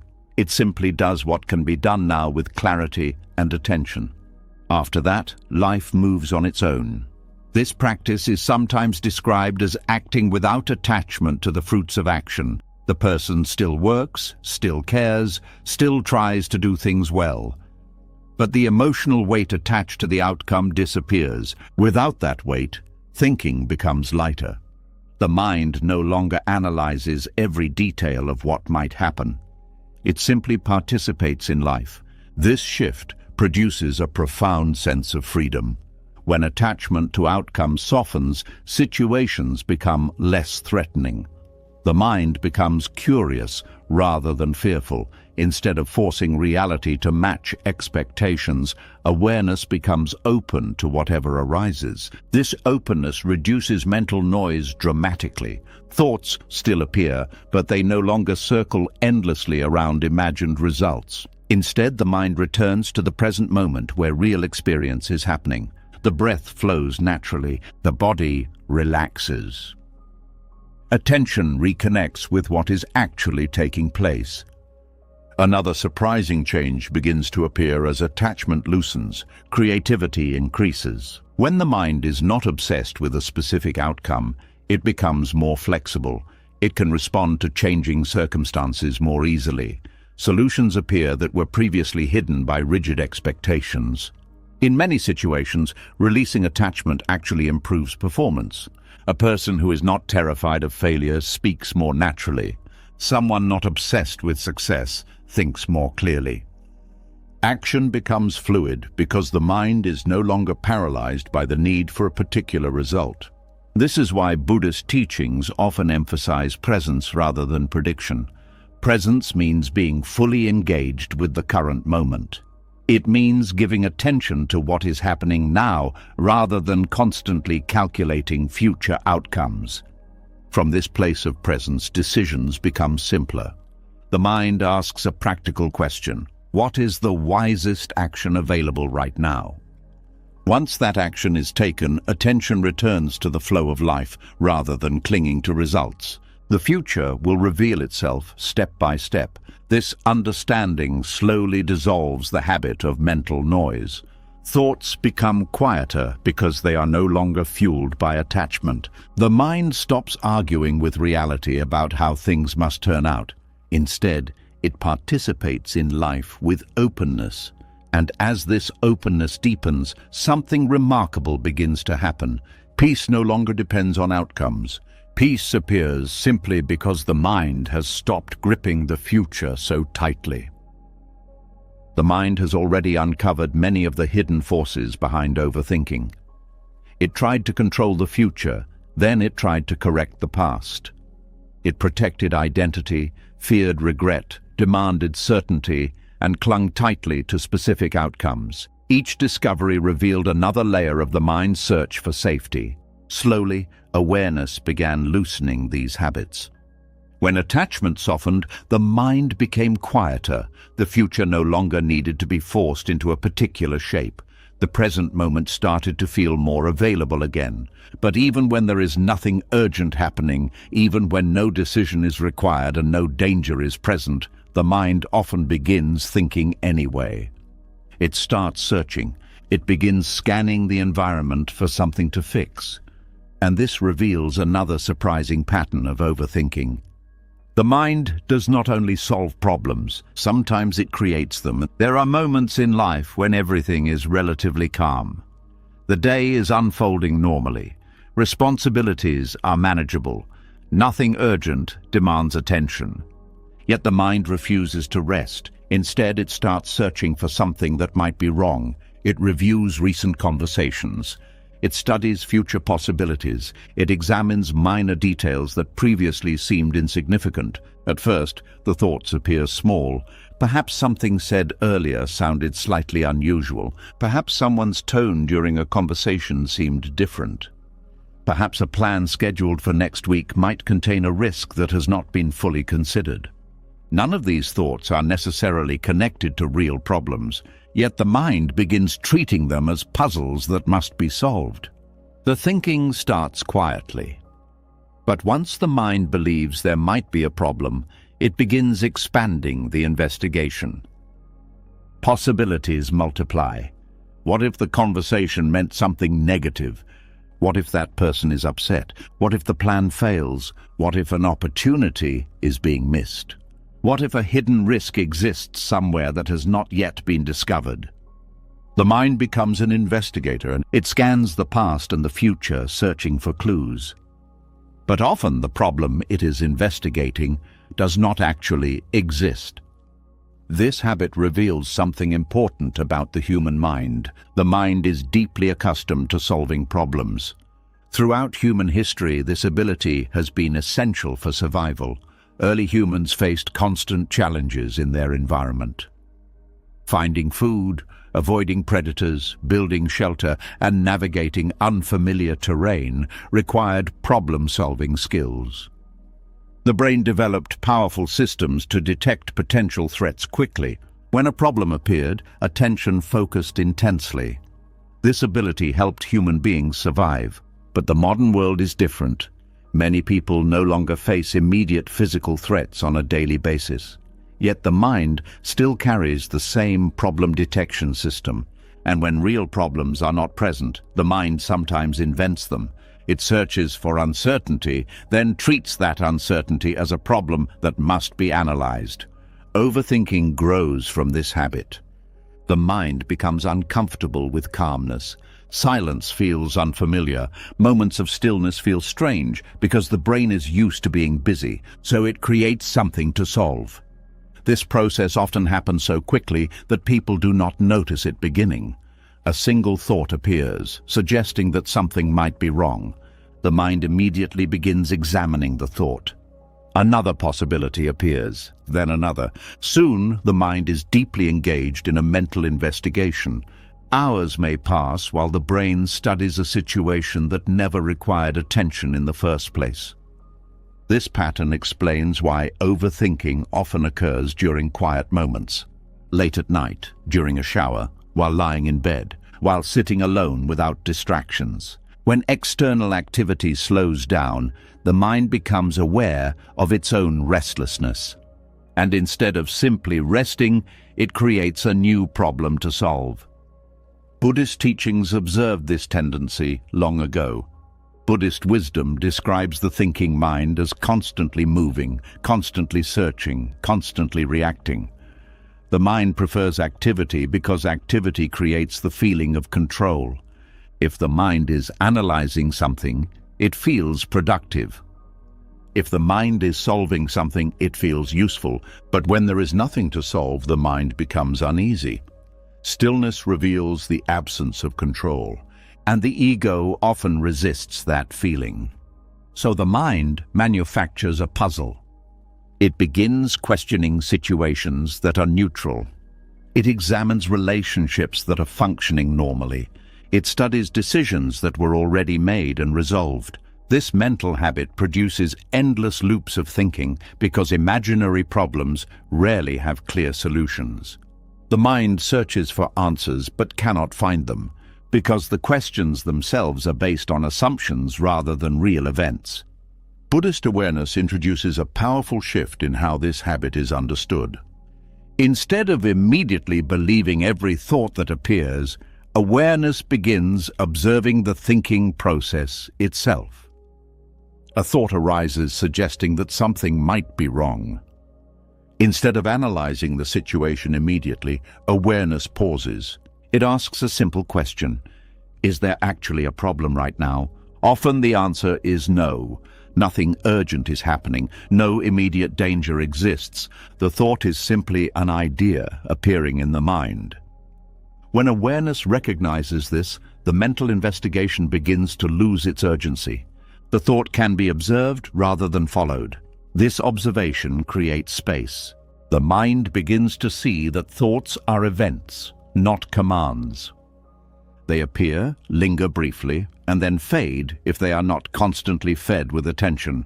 Imaginary problems lose their power when the mind stops treating them as emergencies. This does not mean ignoring real difficulties. When genuine challenges appear, thoughtful action remains important. But Buddhist awareness teaches the difference between real problems and mental projections. A real problem exists in the present moment and requires action. An imagined problem exists only inside thought and disappears when attention stops feeding it. Learning to recognize this difference reduces a huge amount of unnecessary thinking. The mind becomes less reactive. Instead of chasing every possibility, it becomes selective about which thoughts deserve attention. This shift restores mental energy. The brain is no longer solving hundreds of imaginary puzzles each day. Attention returns to what is actually happening in the present moment. Another interesting change begins to appear. Moments of calm become easier to tolerate. At first, stillness may feel unfamiliar. The mind may search for something to analyze, but when awareness recognizes this habit, the urge to create problems slowly weakens. Silence becomes comfortable. The mind learns that it does not always need something to fix. Life can simply be experienced. This realization creates a surprising sense of freedom. Without imaginary problems filling the mind, attention becomes clearer, conversations become more present, simple activities become more vivid, the senses reconnect with the world. Instead of living inside endless analysis, the mind participates directly in experience. Buddhist meditation practices help strengthen this awareness. During meditation, thoughts appear continuously. Some thoughts suggest problems that must be solved. Others replay memories or imagine future scenarios. The instruction is simple. Observe the thought, notice its appearance, then allow it to pass. This practice gradually trains the mind to recognize that not every thought requires engagement. Over time, the brain becomes less addicted to constant problem solving. The mind learns that peace does not require solving everything. Sometimes peace appears when the mind simply stops searching for problems that were never there. The mind has slowly begun uncovering many of its hidden habits. It tried to control the future. It replayed the past. It protected identity, feared regret, searched for certainty, clung to outcomes, and even created problems where none truly existed. With each discovery, awareness has gently exposed another layer of overthinking, and something important started to become clear. Much of the suffering created by overthinking does not come from life itself. It comes from where the mind is living. Because when the mind becomes absorbed in endless thought, something subtle begins to disappear. The present moment fades into the background, and the richness of life quietly slips away unnoticed. There is a strange experience many people recognize but rarely question. The body may be in one place, yet the mind is somewhere else entirely. A person may be sitting at dinner with family, but the mind is replaying a conversation from yesterday.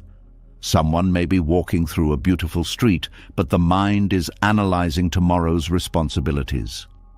Life is unfolding directly in front of the senses, but awareness is not there. Instead, attention is trapped inside a stream of thoughts. Overthinking does not simply create mental noise, it pulls awareness away from the moment where life is actually happening. This disconnection often begins subtly. The mind produces a thought related to the past or future. At first it seems harmless. It might be a memory, a plan, or a small concern. The mind follows the thought for a moment. Then another thought appears connected to the first. Soon attention becomes fully absorbed in the internal story. Minutes pass, sometimes even hours. During that time, the body continues moving through the world, but awareness is not truly present. Actions happen automatically. Words are spoken, tasks are completed, conversations occur. But the mind is somewhere else. This habit is so common that many people believe it is normal, yet when awareness examines it carefully, something surprising appears. Many moments of life pass almost unnoticed because attention is lost in thought. A beautiful sunset may appear, but the mind is planning tomorrow.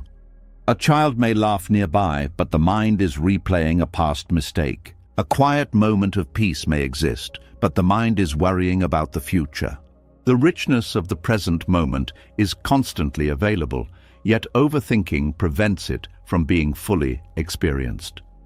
Buddhist teachings place great importance on this observation.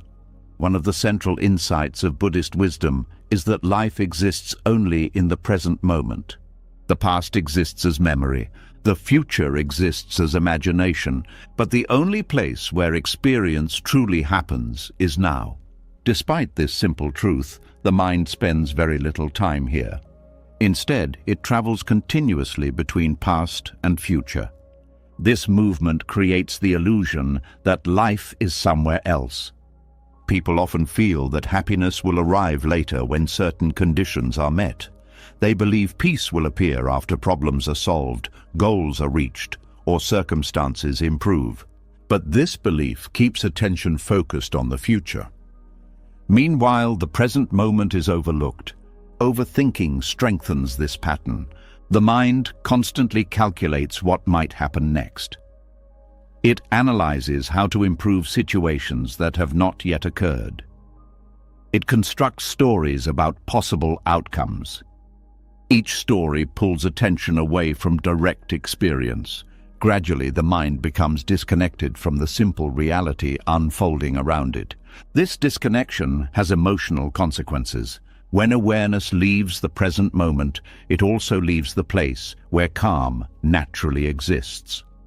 The present moment often contains far less stress than the imagined futures created by overthinking. Right now, the body may simply be breathing. Right now, the environment may be quiet. Right now, nothing urgent may be happening, yet the mind is reacting to imagined scenarios that exist only inside thought. This creates tension. The nervous system responds to those imagined situations as if they were real. The body tightens. The breath becomes shallow. Anxiety appears even though the current moment may be peaceful. Buddhist mindfulness practices were developed to restore balance between thinking and living.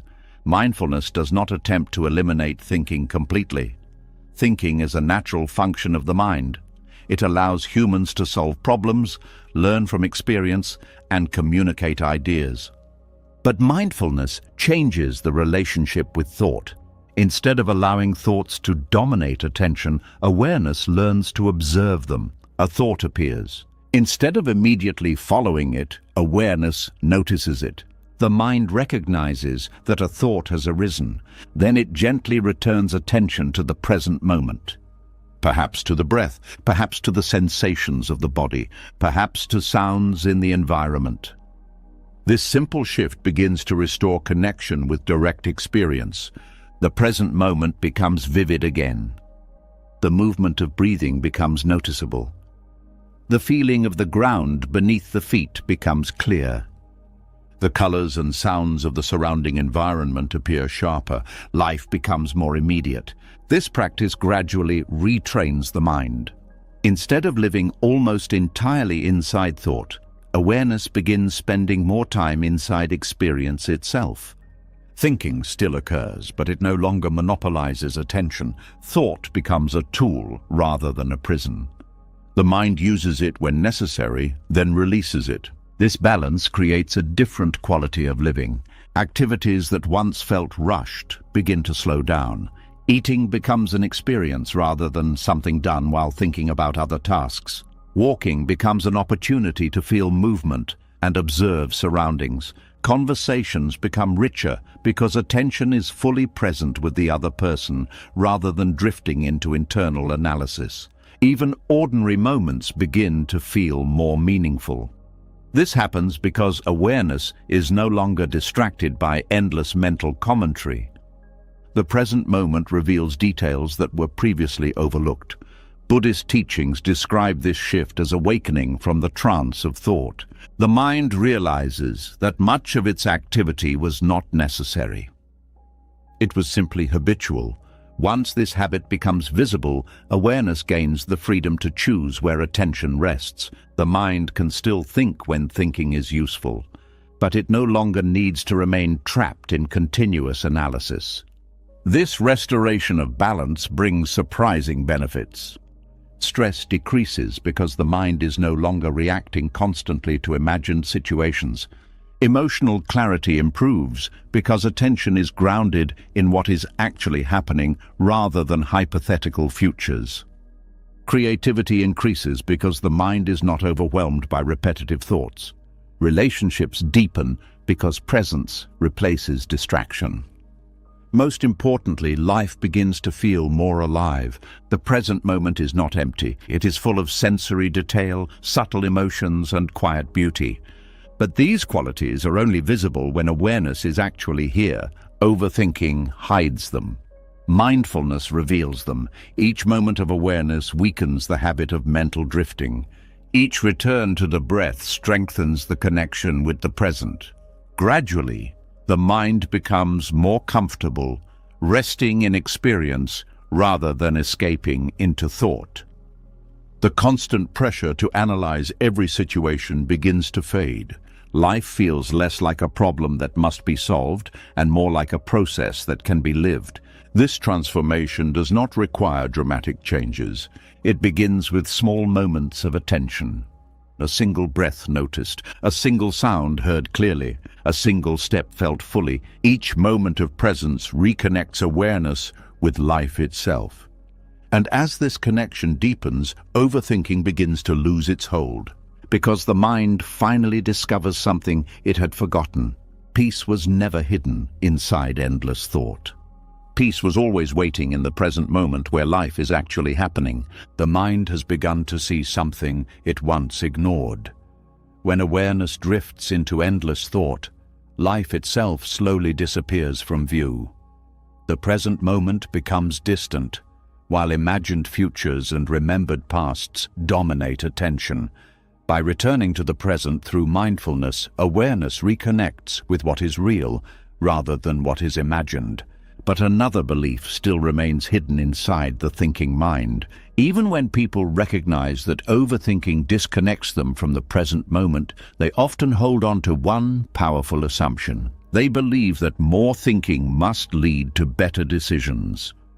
This belief feels logical. If thinking helps solve problems, then thinking longer should solve them even better. If reflection helps produce insight, then deeper analysis should create clearer answers. The mind assumes that clarity is waiting somewhere at the end of one more round of thinking. Yet experience often reveals something very different. Some of the clearest decisions in life appear not when thinking intensifies, but when thinking finally becomes quiet. There is a moment many people have experienced without fully understanding it. A difficult decision occupies the mind for hours or even days. The mind studies the situation repeatedly. It weighs options carefully, compares outcomes, and tries to calculate the best possible path. But the more the mind analyzes the situation, the more complicated it begins to feel. Each option contains new uncertainties. Each conclusion leads to another question. Instead of becoming clearer, the decision becomes heavier. Eventually, the mind becomes tired. Thinking slows down. Attention drifts away from the problem. Perhaps a person goes for a walk, takes a shower, or simply stops trying to solve the issue for a while. Then something unexpected happens. The answer appears, not through intense analysis, but through a quiet moment when thinking has stopped pushing so hard.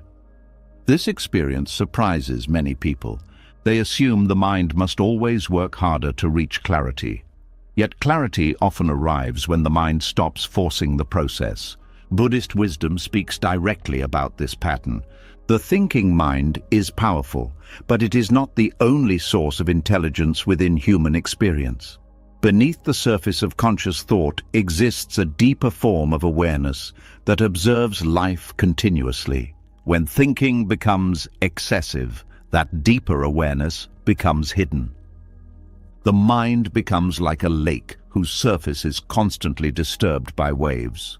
When the water is moving rapidly, the lake cannot reflect the sky clearly, but when the surface becomes calm, reflection appears naturally. Overthinking is like those waves. The constant movement of thoughts prevents clarity from emerging. The mind keeps stirring the water, believing that more movement will reveal the answer. But the opposite is true. Clarity often appears when the water becomes still. This does not mean thinking has no value. Thinking plays an important role in gathering information and examining possibilities. But when thinking becomes repetitive and anxious, it stops producing new insight. Instead of exploring new perspectives, the mind begins circling the same ideas. This repetition creates the illusion of progress. But nothing new is actually discovered. The mind simply becomes more tired. Buddhist meditation practices help reveal this pattern very clearly. During meditation, the mind often produces many thoughts in quick succession. Some thoughts analyze situations. Others imagine solutions. Still others revisit the same questions repeatedly. At first, these thoughts feel important, but when awareness observes them patiently, something interesting becomes visible. Many thoughts contain the same information. They repeat the same concerns using slightly different words. They revisit the same scenario again and again. The mind is not discovering new insight.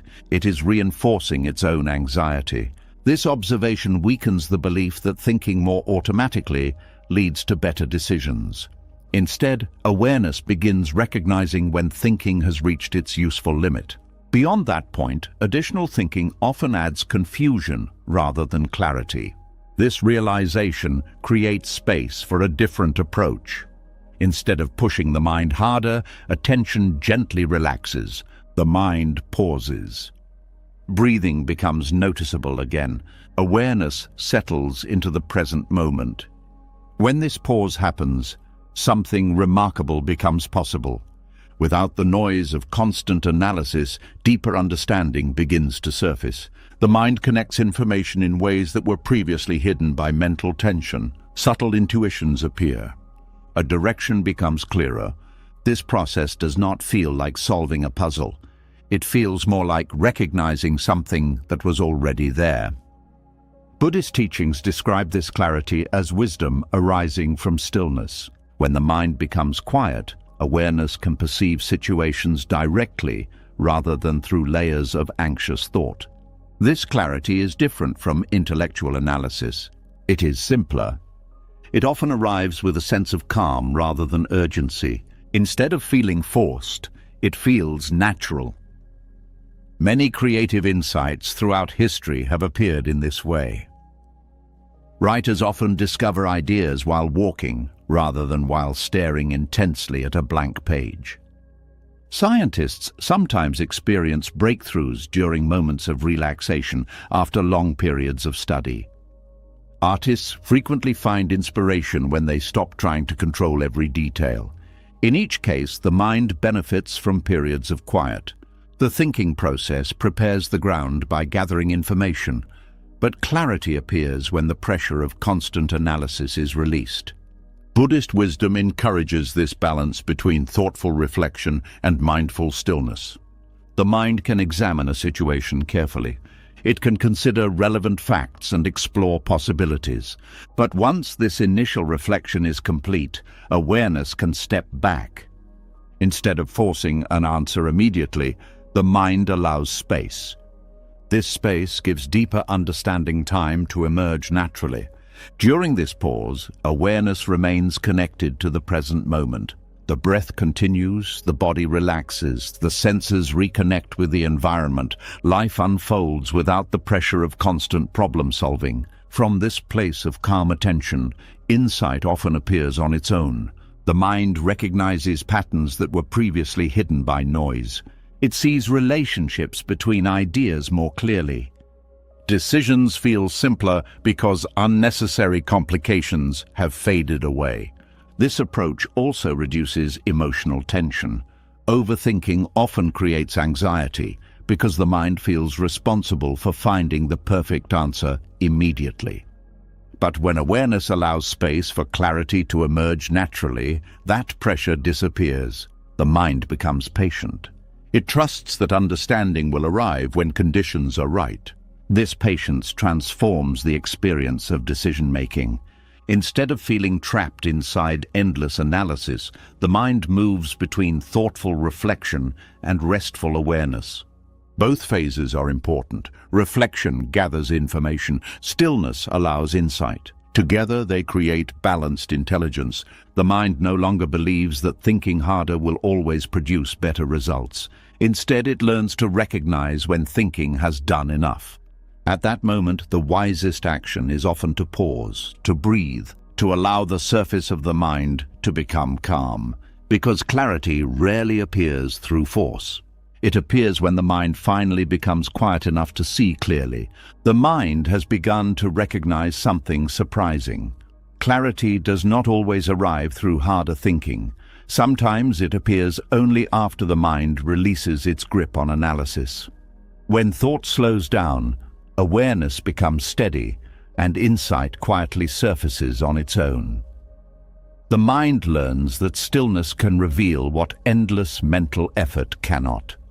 Yet even after discovering that constant thinking does not guarantee clarity, the mind often continues another habit that fuels overthinking.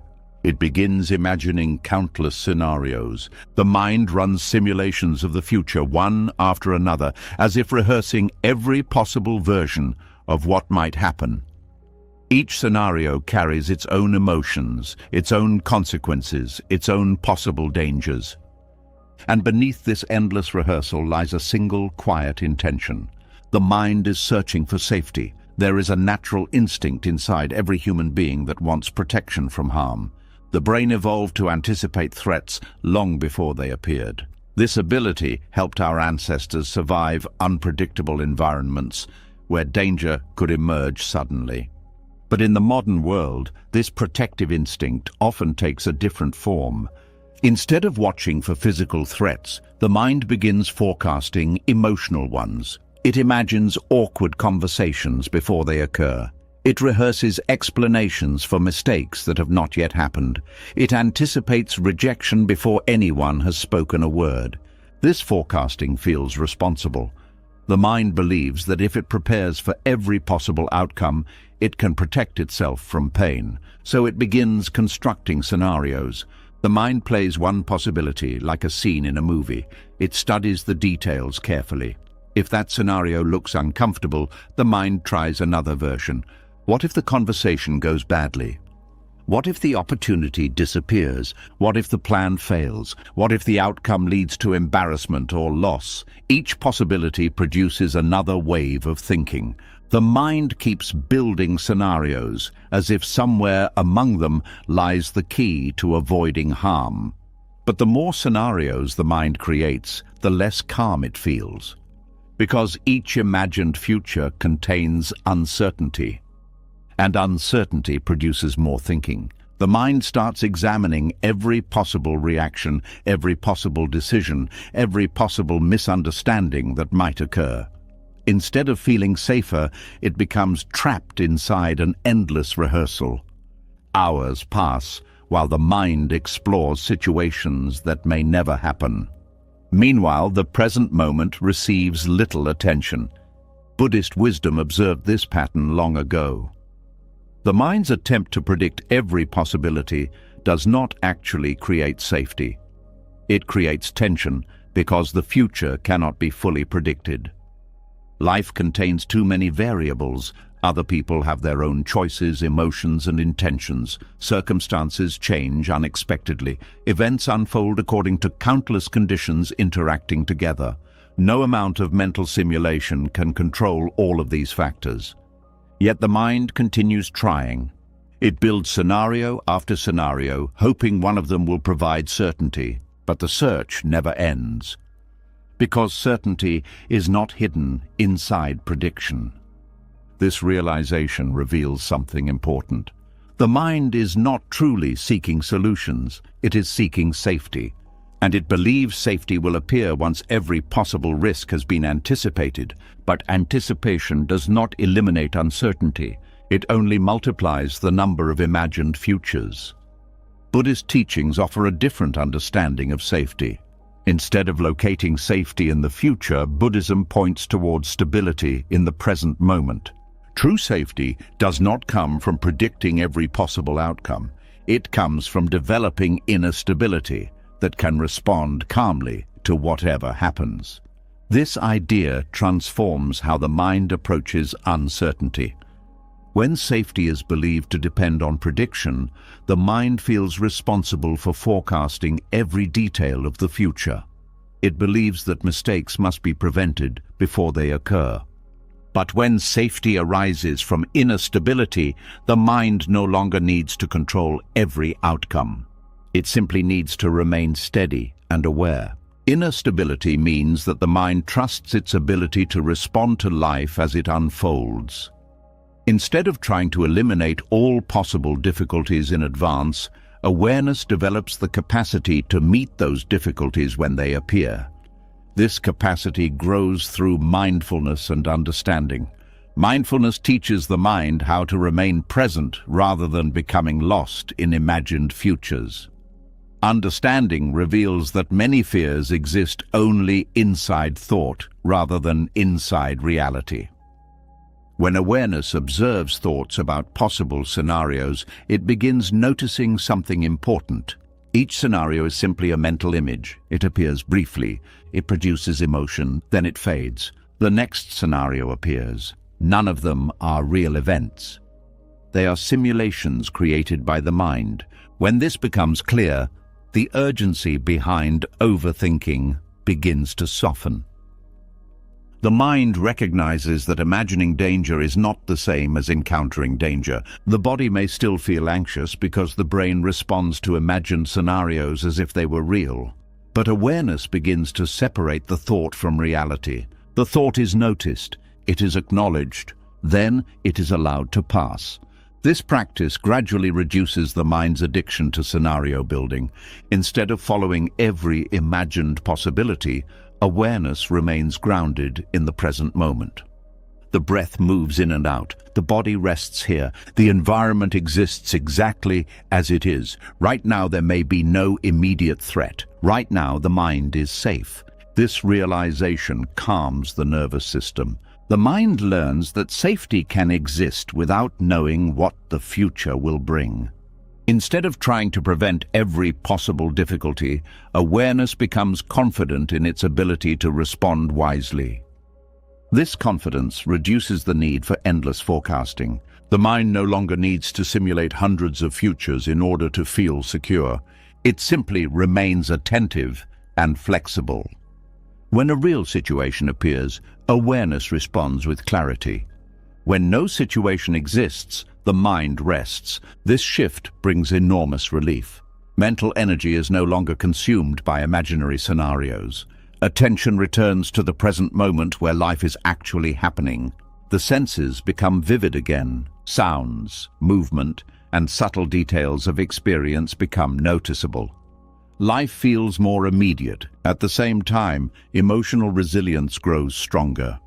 Inner stability means that even if challenges appear in the future, the mind does not collapse. It adapts, it learns, it continues moving forward. This resilience is far more reliable than prediction. Predictions can fail, scenarios can be wrong, but inner stability remains available in every moment. It provides a foundation that does not depend on controlling the future. Buddhist teachings often compare this stability to the center of a spinning wheel. The outer edges of the wheel move rapidly as life changes. Circumstances rise and fall, success appears and disappears, relationships evolve, but the center of the wheel remains steady. Awareness becomes that center. It observes change without becoming overwhelmed by it. From this center, safety is no longer something the mind must chase through endless scenarios. Safety is already present in the quiet confidence of awareness itself, and as the mind gradually learns to rest in this stability, the endless simulations of the future begin to fade. Because the mind finally discovers something deeply reassuring. The future does not need to be predicted for the present moment to feel safe. The mind has slowly begun uncovering a deep truth. Safety was never hidden inside predicting every possible future. No matter how many scenarios the mind builds, uncertainty always remains. And when awareness learns to rest in inner stability, the pressure to control the future begins to fade. But even after the mind stops chasing endless predictions, another powerful habit can still keep overthinking alive, the habit of thought loops. The mind sometimes catches a single thought and begins repeating it over and over again. At first, the thought appears small, almost harmless. It may be a worry, a memory, a question, or a fear. But once the mind grabs onto it, the thought begins circling endlessly. The same idea returns again and again, slightly reshaped but carrying the same emotional weight. The mind reviews the situation repeatedly as if something important has not yet been solved. And with every repetition, the emotional intensity grows. There is a quiet moment many people recognize. The mind begins revisiting a problem that happened earlier in the day. Perhaps it was something someone said. Perhaps it was a mistake that occurred during a conversation. Perhaps it was an event that produced embarrassment or disappointment. The mind returns to the scene. It replays the moment carefully. Then it examines the details. What should have been said differently? Why did that reaction happen? What does the other person think now? The mind studies the moment as if it were trying to repair something that already happened. But the scene cannot be changed. Yet the mind continues replaying it. Each replay strengthens the emotional reaction. The memory begins producing anxiety, frustration, or regret. The mind feels compelled to revisit it again, hoping that one more round of thinking might bring relief, but relief rarely arrives. Instead, the loop tightens. The mind becomes trapped inside its own repetition. This pattern is one of the most powerful forces behind emotional turbulence. Thought loops take a single experience and magnify its emotional impact. A small concern becomes a large worry. A simple misunderstanding becomes a heavy burden. A moment of uncertainty becomes a constant source of stress. And because the mind repeats the thought so frequently, the body reacts as if the event is happening again and again. Each replay activates the same emotional response. The nervous system tightens, breathing becomes shallow, muscles contract. The body prepares for danger even though the situation exists only inside memory. This creates exhaustion. The mind grows tired from constant repetition. The body grows tense from repeated emotional activation. Yet the loop continues. Many people believe these thought loops are unavoidable. They assume the mind simply behaves this way and that there is little that can be done to interrupt it. But Buddhist meditation practices reveal something important. Thought loops do not continue because they are unstoppable. They continue because they are unnoticed. When awareness becomes absorbed in the content of a thought, the mind follows the story automatically. It believes the thought is important and must be examined carefully. But when awareness shifts its attention slightly, something surprising appears. The thought itself becomes visible. Instead of being lost inside the story, awareness notices the process of thinking. A thought appears. Then another thought appears, repeating the same concern. Then another follows. The pattern becomes visible. The mind realizes it is not solving a problem.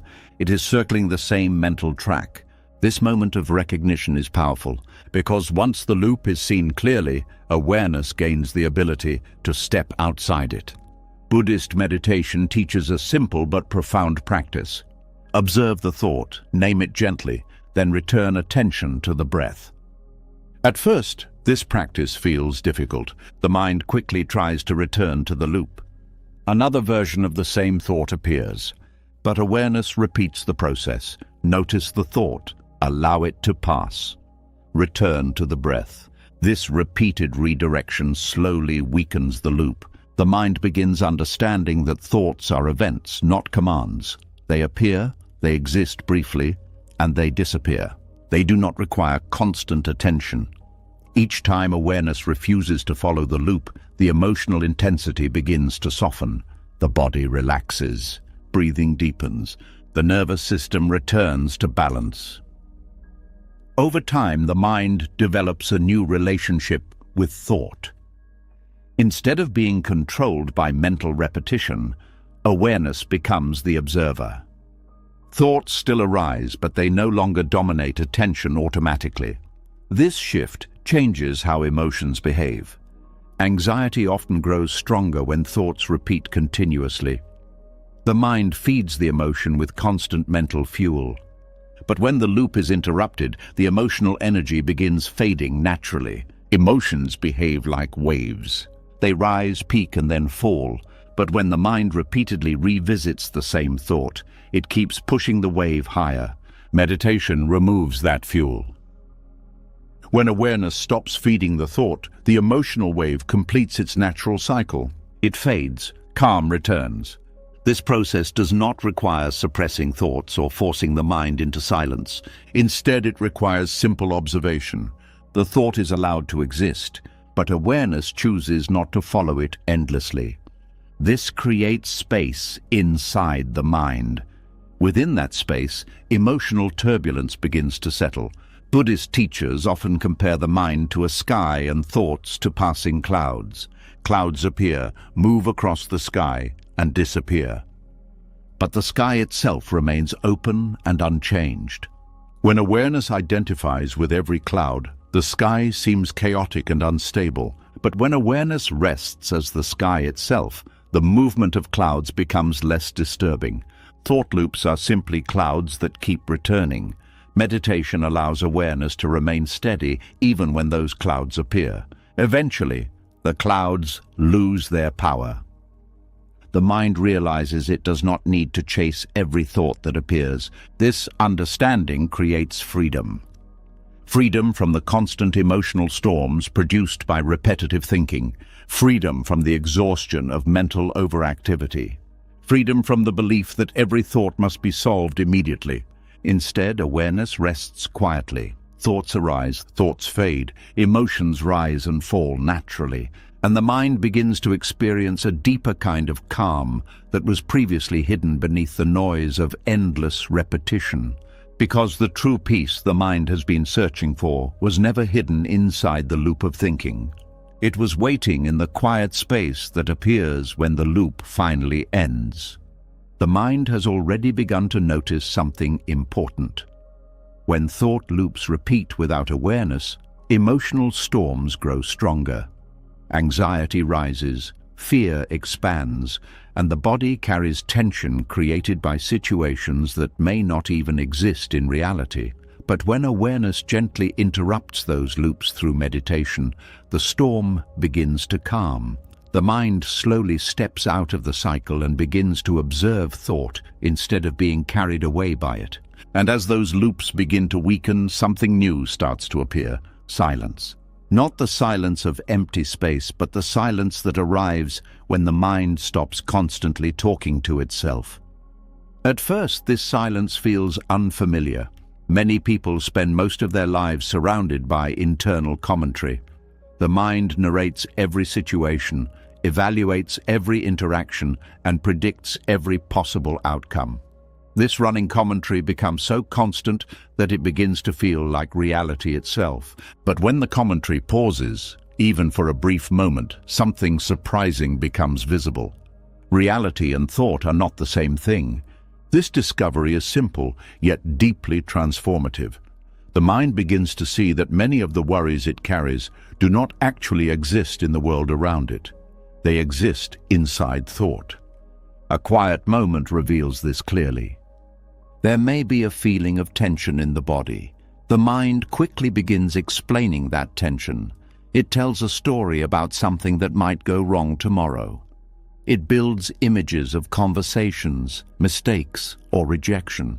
But when awareness looks directly at the present moment, something different appears. The body may simply be breathing. The room may be quiet. Nothing threatening may be happening right now. The danger exists inside thought, not inside experience. Buddhist teachings place great emphasis on this difference. One of the most powerful insights discovered through meditation is that the mind constantly produces stories about life, but those stories are not always reality. Thought describes, experience simply is. Thought imagines outcomes. Reality unfolds moment by moment. Thought constructs possibilities. Reality exists only in the present. This distinction becomes clear when the mind enters silence. Without constant mental narration, awareness begins to observe life directly rather than through interpretation. A sound appears, a breath moves in and out, light enters the eyes. These experiences occur without needing explanation, but the mind often adds layers of interpretation. A simple sound becomes something to analyze. A small sensation becomes something to worry about. A passing comment becomes something to replay repeatedly. Each layer of interpretation pulls awareness away from direct experience. Silence removes those layers. When the mind stops explaining everything, awareness returns to what is actually happening. This shift reveals how many worries exist only inside thought. Consider how the mind reacts to uncertainty. A person may send a message and wait for a response. While waiting, the mind begins constructing explanations for the silence. Perhaps the other person is upset. Perhaps something went wrong. Perhaps the message was misunderstood. The mind quickly creates several scenarios. Each scenario carries its own emotional response. Anxiety appears, but none of those scenarios have actually happened. They are mental predictions. When silence is present, awareness can see the difference. Right now, there is simply a phone that has not yet received a response. The rest exists inside imagination. This recognition weakens the emotional grip of worry. The mind begins realizing that it often reacts not to reality, but to stories about reality. Those stories feel convincing because the mind produces them constantly. But silence reveals their temporary nature. A thought appears. It stays briefly. Then it disappears. Another thought follows. Each thought claims importance. But when awareness remains silent and attentive, the thoughts pass like clouds across the sky. None of them remain permanently. This observation changes how the mind relates to worry. Instead of believing every thought automatically, awareness begins questioning it gently. Is this happening right now? Or is this a story created by thought? Often the answer becomes clear. The mind was reacting to imagination rather than experience. This understanding creates space between awareness and thought. Thought can still appear, but awareness does not immediately become entangled in it. Silence acts like a mirror that reflects the difference. In silence, thoughts become objects that can be observed rather than commands that must be followed. Buddhist meditation practices cultivate this silence deliberately. Practitioners sit quietly and observe the movement of the mind without interfering.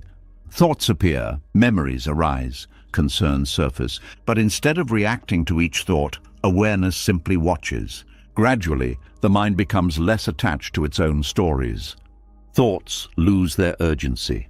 They become passing events rather than permanent truths. In this quiet observation, the mind begins seeing clearly how frequently it confuses thought with reality. A small worry arises. The mind expands it into a large problem. But when silence interrupts that expansion, the worry shrinks again. It is revealed as only a thought. This process reduces emotional suffering dramatically.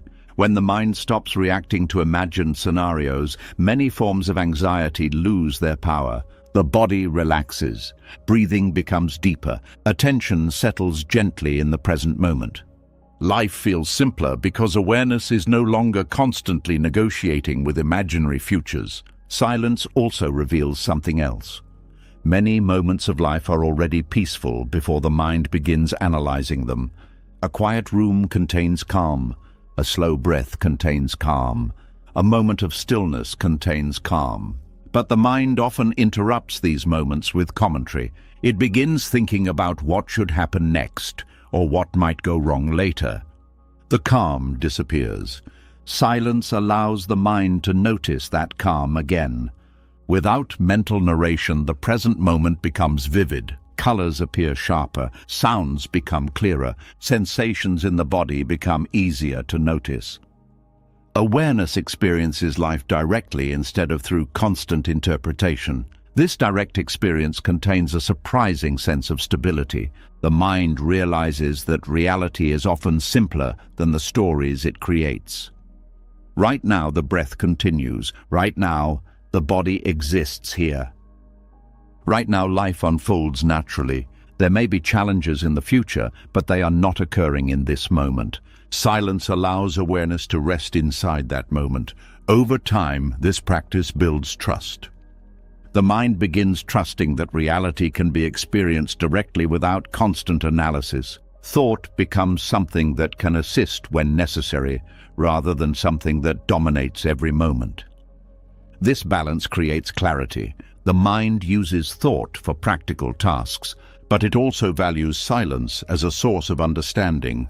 Through silence, awareness sees life as it is rather than as the mind predicts it to be.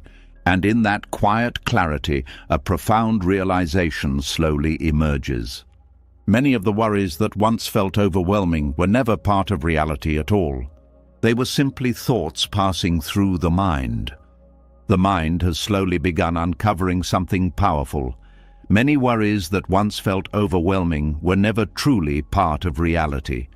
They were thoughts passing through awareness, stories created by the mind trying to predict, control, or explain what might happen. When silence appears, the difference between thought and experience becomes clear, and the mind begins loosening its grip on imagined dangers. But as this clarity grows, another quiet force behind overthinking starts to reveal itself: attachment. The mind does not become noisy without a reason. It becomes noisy when something feels deeply important. When the mind begins clinging to a person, a result, a reputation, or an identity, thought suddenly becomes more intense. The mind begins protecting that attachment as if its survival depends on it. A subtle shift occurs inside awareness. Something that once felt simple now begins to feel heavy with meaning. The mind starts guarding it carefully, and with that guarding comes mental overactivity. This link between attachment and overthinking is easy to overlook because attachment often disguises itself as love, ambition, responsibility, or commitment. These qualities appear positive on the surface. They motivate people to care about relationships, goals, and personal growth. But beneath that motivation, attachment quietly creates tension. Attachment says, "This must not be lost." It says, "This outcome must happen." It says, "This person must see me in a certain way." Once these silent conditions appear, the mind begins working constantly to protect them. Thoughts multiply. The mind starts analyzing conversations carefully, trying to detect signs of approval or rejection. It studies situations repeatedly, hoping to ensure the desired result will occur. It replays interactions to confirm that identity and relationships remain secure. Without attachment, these situations would pass naturally. With attachment, they become mental puzzles that the mind tries endlessly to solve. This is why overthinking grows louder when emotions become involved. A casual interaction may pass through the mind once and disappear. But when attachment enters the picture, the mind begins holding on to it. A single sentence spoken by another person may be examined repeatedly. What did they mean by that? Did it reveal disappointment? Was something misunderstood? The mind circles the event, searching for reassurance. The same pattern appears in ambition. A goal that once felt inspiring can gradually become a source of anxiety when attachment strengthens. The mind begins calculating every possible outcome, worrying about failure, comparing progress to others, and imagining consequences if success does not appear quickly enough. Thought becomes constant because the mind feels responsible for protecting the goal. But Buddhist teachings offer a deeper explanation for this pattern. Attachment creates the illusion that happiness depends on specific conditions, remaining exactly as the mind desires. When those conditions feel threatened, thought becomes restless. The mind tries to prevent loss by thinking harder, but thinking cannot control reality. People change, circumstances shift, events unfold in ways that cannot always be predicted. The more tightly the mind holds on to something, the more vulnerable it becomes to these changes. This vulnerability produces mental noise. The mind keeps asking questions. What if this disappears? What if things go wrong? What if this person leaves? What if the plan fails? Each question triggers another wave of thinking. The mind believes it must stay alert to protect what it values, but this constant vigilance becomes exhausting. The mind becomes like a guard who never rests, watching for threats that may never appear. Buddhist wisdom introduces a different perspective. Instead of tightening attachment, awareness learns to hold experiences gently. This does not mean withdrawing from life or refusing to care about relationships and goals. It means caring without gripping. The difference between caring and clinging is subtle but profound. Caring allows something to exist freely. Clinging tries to control it. When awareness cares without clinging, the mind remains calm even when change occurs. It understands that life moves continuously. People grow, situations evolve, nothing remains exactly the same forever. This understanding is not pessimistic, it is realistic. And realism allows the mind to relax. Because once the mind accepts that change is natural, it no longer feels responsible for preventing it. Attachment loosens, mental overactivity decreases, thought becomes quieter because the mind is no longer trying to freeze life in place. A conversation happens, it ends, the mind allows it to pass, a goal exists, effort is applied, but the mind does not torture itself with endless predictions about the result. It simply acts and allows outcomes to unfold. Relationships continue to matter deeply, but they are no longer treated as fragile objects that must be controlled. They are living experiences that evolve naturally. This shift reduces the emotional pressure behind overthinking. The mind becomes lighter. Instead of gripping every situation tightly, awareness learns to participate in life with openness. Thought still appears, but it is no longer fueled by fear of loss. The mind becomes capable of observing change without panic. Buddhist teachings often describe attachment as holding a handful of sand too tightly. The tighter the grip, the more the sand slips away. But when the hand relaxes slightly, the sand remains. The same principle applies to mental peace. When the mind grips outcomes and identities too strongly, anxiety grows. When the grip softens, calm naturally returns. This calm does not come from controlling life. It comes from trusting the ability to move with life. The mind begins realizing that it does not need to analyze every situation endlessly in order to protect what matters. It simply needs awareness, presence, and compassion. With these qualities, relationships deepen naturally. Efforts become more focused. Decisions become clearer, and the constant noise created by attachment begins fading. The mind becomes quieter, not because life becomes empty, but because awareness stops fighting the natural flow of change. What remains is a different kind of strength, a calm engagement with life, an ability to care deeply without becoming consumed by fear of loss. And as attachment loosens, something remarkable becomes visible. The mind does not need to think endlessly to protect what it loves. Sometimes the most powerful protection is simply letting life move freely while awareness remains steady and open. The mind has slowly begun to see how attachment quietly fuels mental noise. The tighter awareness clings to people, outcomes, or identities, the louder the internal dialogue becomes. The mind begins guarding what it fears losing, and that guarding turns into endless thinking. But when the grip loosens, something unexpected happens. The mind becomes lighter. Thoughts slow down because the pressure to control life begins to fade.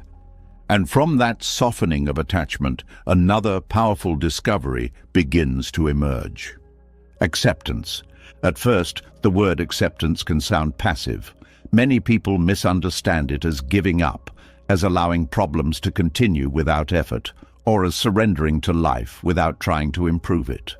But in Buddhist wisdom, acceptance carries a completely different meaning.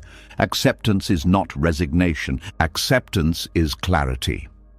It is the moment awareness stops arguing with reality.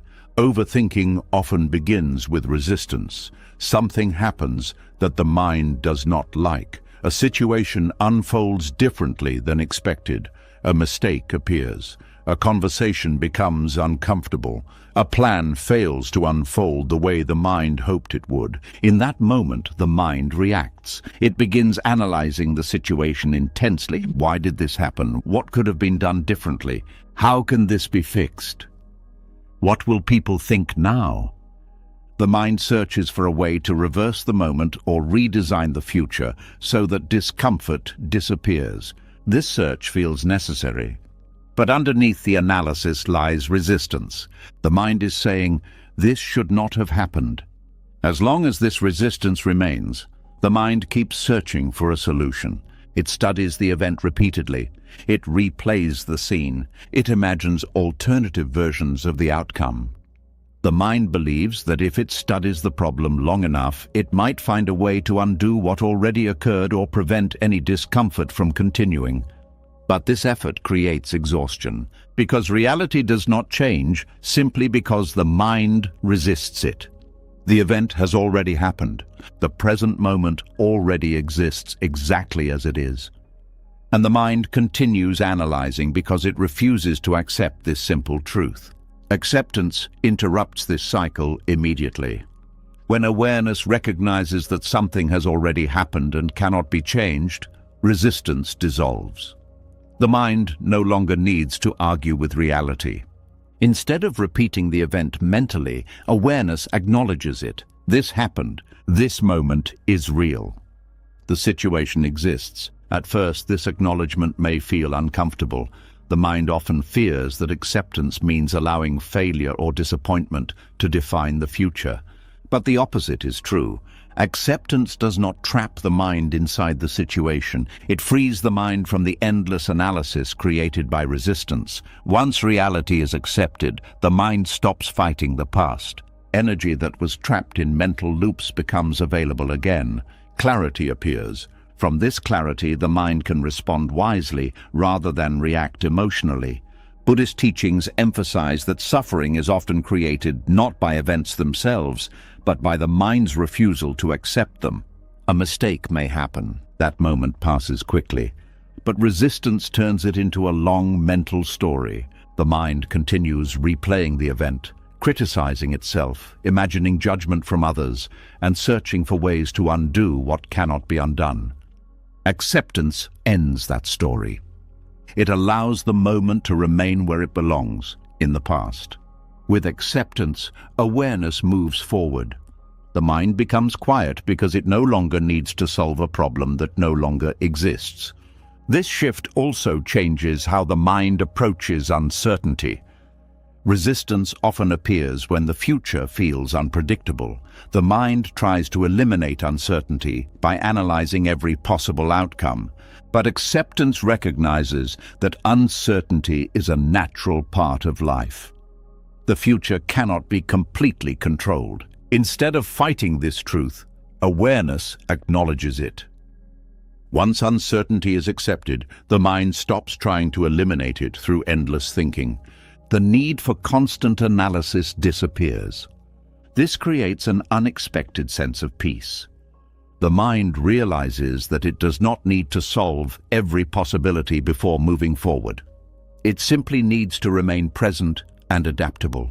Acceptance allows life to unfold naturally. It removes the pressure to control every detail. This does not mean effort disappears. Effort remains important. But effort becomes focused on action rather than mental struggle. Instead of analyzing endlessly, the mind takes the next step that is possible in the present moment. This step may be small, but it is real. Overthinking often replaces action with analysis. The mind studies the situation so carefully that movement stops. Acceptance restores movement. It allows the mind to acknowledge what is happening and respond directly. The mind becomes practical rather than anxious. Another powerful effect of acceptance appears in emotional healing. Many people carry emotional pain, not because of the event itself, but because they resist the emotions that followed.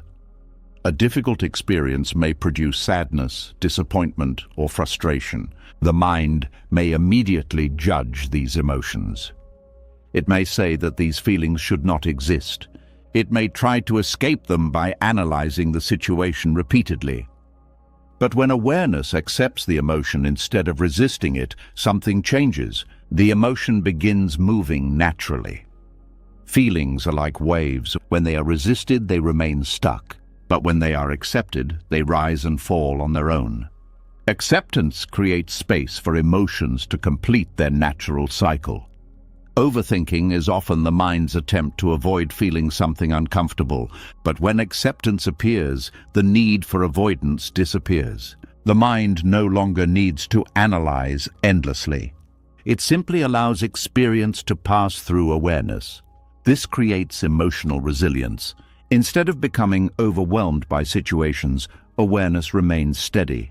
Events still happen, feelings still arise, but the mind no longer fights them. This lack of resistance weakens overthinking immediately.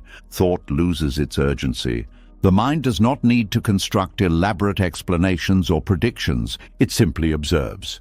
Then it responds when necessary. Buddhist meditation strengthens this ability.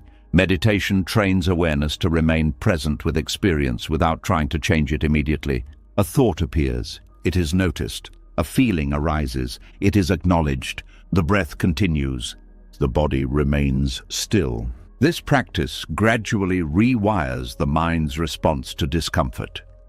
Instead of reacting with resistance, awareness remains open. From that openness, wisdom appears. Solutions emerge naturally when the mind is calm.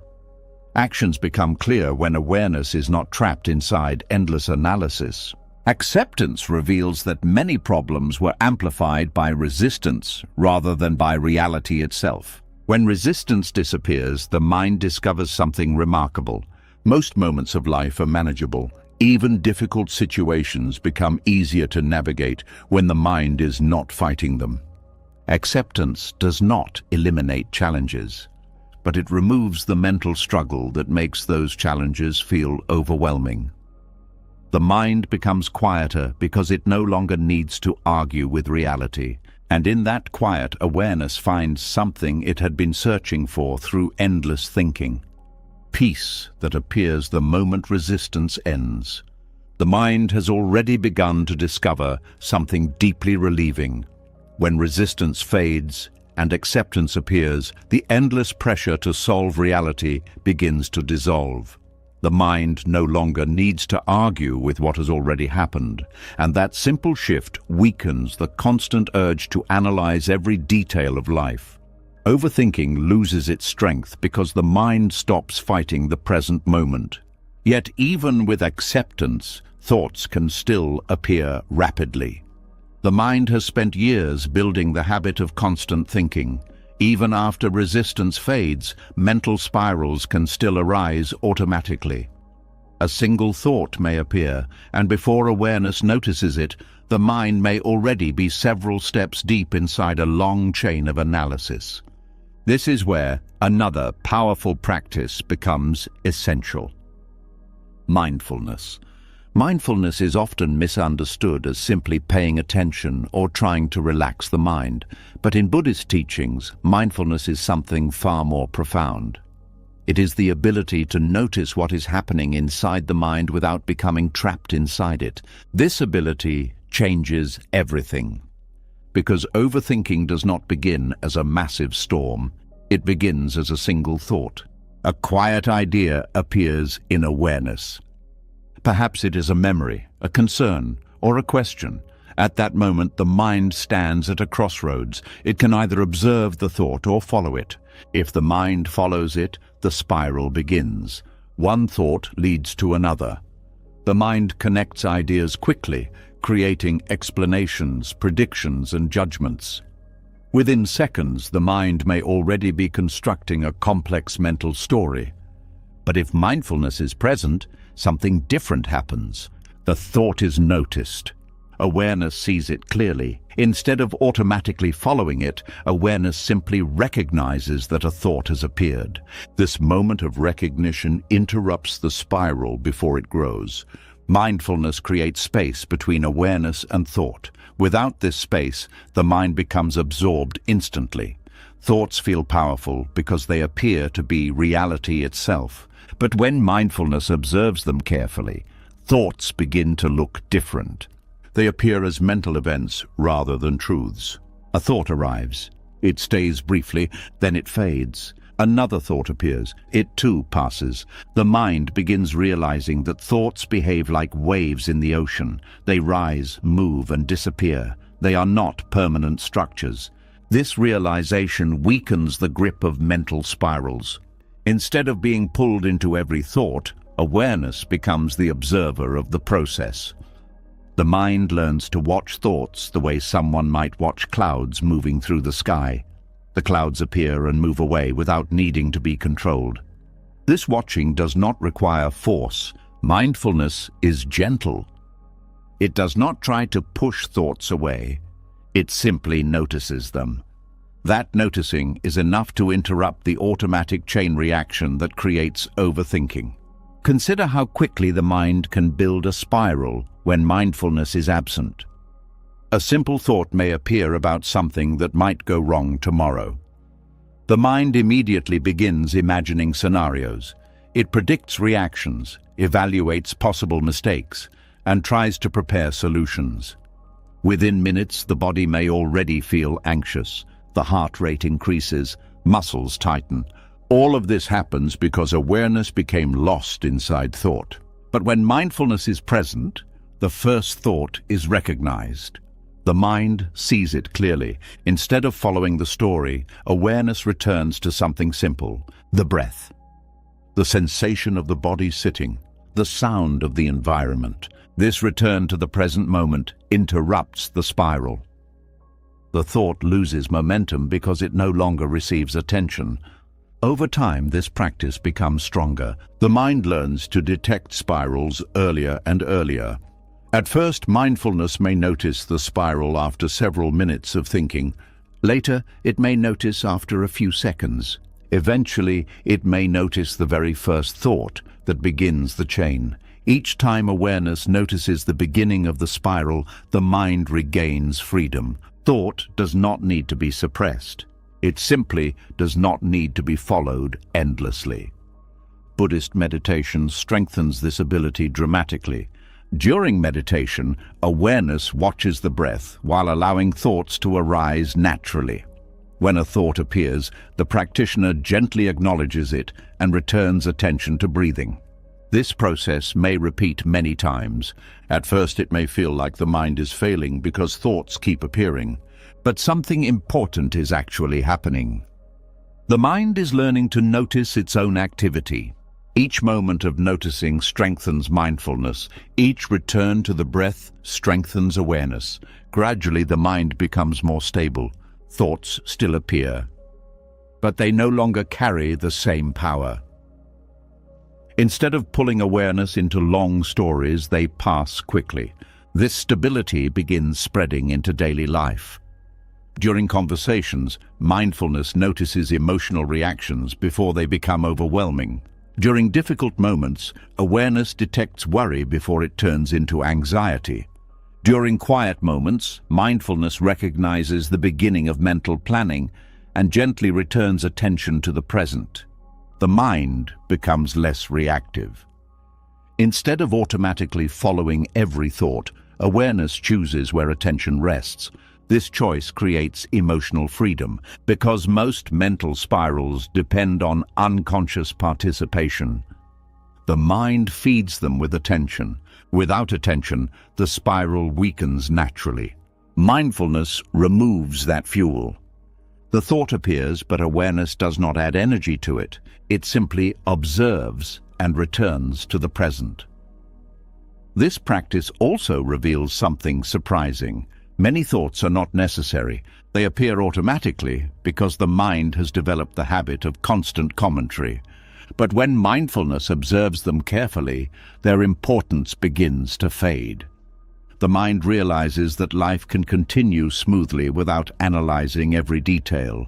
Actions can still happen, decisions can still be made, but the mind does not need to narrate every moment. This realization reduces mental noise significantly. Silence becomes more frequent. The mind feels lighter because it is no longer carrying endless streams of commentary. Mindfulness also strengthens compassion toward the mind itself. Overthinking often produces frustration. People may criticize themselves for worrying too much or thinking too much. But mindfulness replaces criticism with understanding. It recognizes that the mind developed these habits in an attempt to protect itself. The mind was trying to prevent harm. But through mindfulness, awareness gently teaches the mind a different way of responding. Instead of constant analysis, the mind learns calm observation. Instead of endless prediction, the mind learns presence. This shift gradually transforms the inner experience of life. Mental spirals become less frequent. Emotions become easier to manage. The present moment becomes richer because awareness is no longer distracted by continuous thought. And in that steady awareness, the mind begins discovering something remarkable. Thoughts may continue appearing, but they no longer control the direction of attention. Awareness becomes the quiet center that notices them without being consumed by them. From that center, the mind experiences a freedom it once believed was impossible. Freedom from the endless pull of its own thinking. The mind has begun learning something powerful. When mindfulness appears, thoughts lose their automatic control over attention. Instead of being pulled endlessly into mental spirals, awareness starts noticing thoughts as they arise and gently allowing them to pass. This quiet observation creates space inside the mind. In that space, emotions soften, reactions slow down, and the present moment becomes clearer. But as awareness grows stronger, another pattern begins to reveal itself. Overthinking does not only create noise, it changes how reality is seen. A simple situation enters the mind and slowly becomes something far more complicated than it ever was. The mind adds interpretations, predictions, assumptions, and judgments, until the original situation becomes almost unrecognizable. This distortion happens so gradually that it often goes unnoticed. Something small occurs. A person receives a short message from a friend. The message contains fewer words than expected. Perhaps it simply says, "Okay." The moment itself is neutral, but the mind begins interpreting. Why was the message so short? Did something go wrong? Are they upset? Did something I said earlier cause a problem? The mind begins building explanations. Each explanation carries emotion. Concern appears, then doubt, then worry. Within minutes, the simple message has turned into a complicated emotional puzzle. But the original situation never contained that complexity.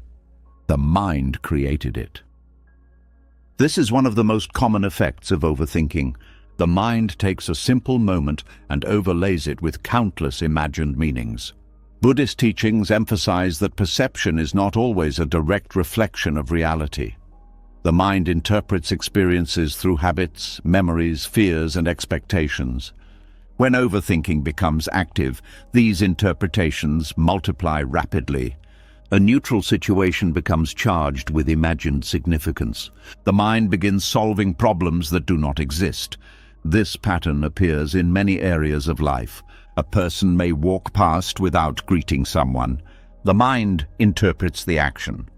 Maybe they are angry. Maybe they are avoiding me. Maybe something is wrong in the relationship. The mind continues examining the moment. But the reality may be far simpler. The person may have been distracted. They may not have noticed. They may have been thinking about something unrelated. Overthinking rarely considers these simple possibilities. Instead, it gravitates toward complicated explanations. This habit makes ordinary life feel emotionally exhausting. The mind constantly analyzes small details, trying to uncover hidden meanings. Every situation becomes a puzzle. Every interaction becomes something to interpret. But Buddhist wisdom encourages returning to clarity. Clarity means seeing what is actually happening rather than what the mind imagines is happening. This begins with recognizing the difference between observation and interpretation. Observation describes what is directly experienced.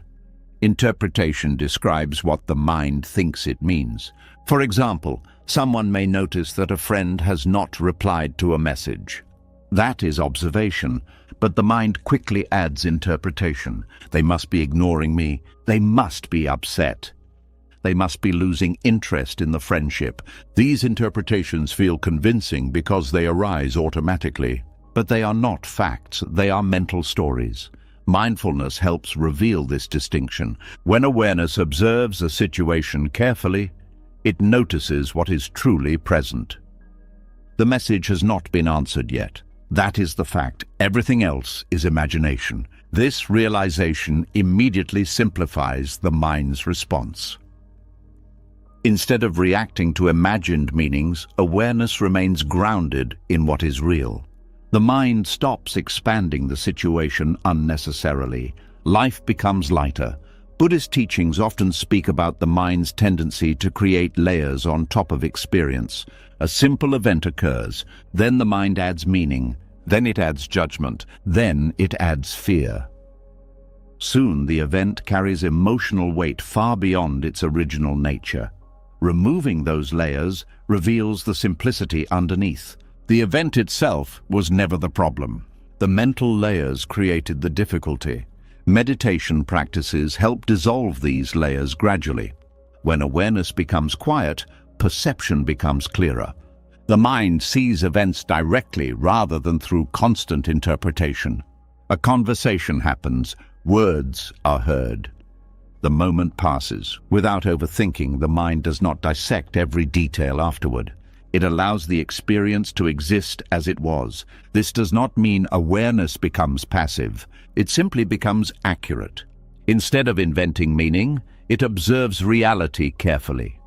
This accuracy reduces emotional turbulence. Many worries lose their power once the mind sees how much interpretation was added. Situations become simpler.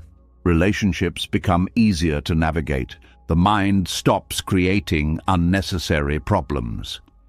Another important shift occurs as clarity develops. The mind becomes more curious and less judgmental. Instead of assuming negative explanations immediately, awareness becomes open to multiple possibilities. If a friend seems quiet, awareness may simply notice the quietness without creating a story about it. If uncertainty appears, awareness allows space for the situation to unfold naturally. This openness reduces the urgency behind overthinking. The mind no longer feels responsible for decoding every detail of reality. It allows experiences to reveal their meaning gradually. This patience restores emotional balance. Life becomes less like a complicated puzzle and more like a flowing process. Events arise, they move forward, they resolve naturally over time. The mind participates in this flow rather than constantly trying to control it. Clarity also improves communication. When overthinking distorts perception, misunderstandings become common. People react not to what was actually said, but to the interpretations the mind created. A simple comment may trigger defensive reactions because the mind added meaning that was never intended. But when awareness sees situations clearly, responses become calmer. The mind listens carefully. It asks questions rather than assuming. It responds to what is truly happening rather than to imagined explanations. This clarity strengthens relationships. Interactions become smoother because the mind is no longer projecting its fears onto others. It simply experiences each moment as it unfolds. Buddhist teachings describe this clarity as returning to beginner's mind. Beginner's mind approaches each moment without heavy expectations or assumptions. It sees situations freshly, without overthinking. The mind becomes more flexible. It adapts to reality instead of trying to reshape it constantly. This flexibility creates emotional freedom. The mind no longer needs to interpret every situation as a threat or a problem. Many moments are simply moments. They arise, they pass, and they leave no heavy story behind. Over time, this shift transforms the experience of everyday life. Simple moments become peaceful rather than complicated. Ordinary interactions feel lighter. The mind stops exhausting itself with endless analysis. Instead, it rests in clarity.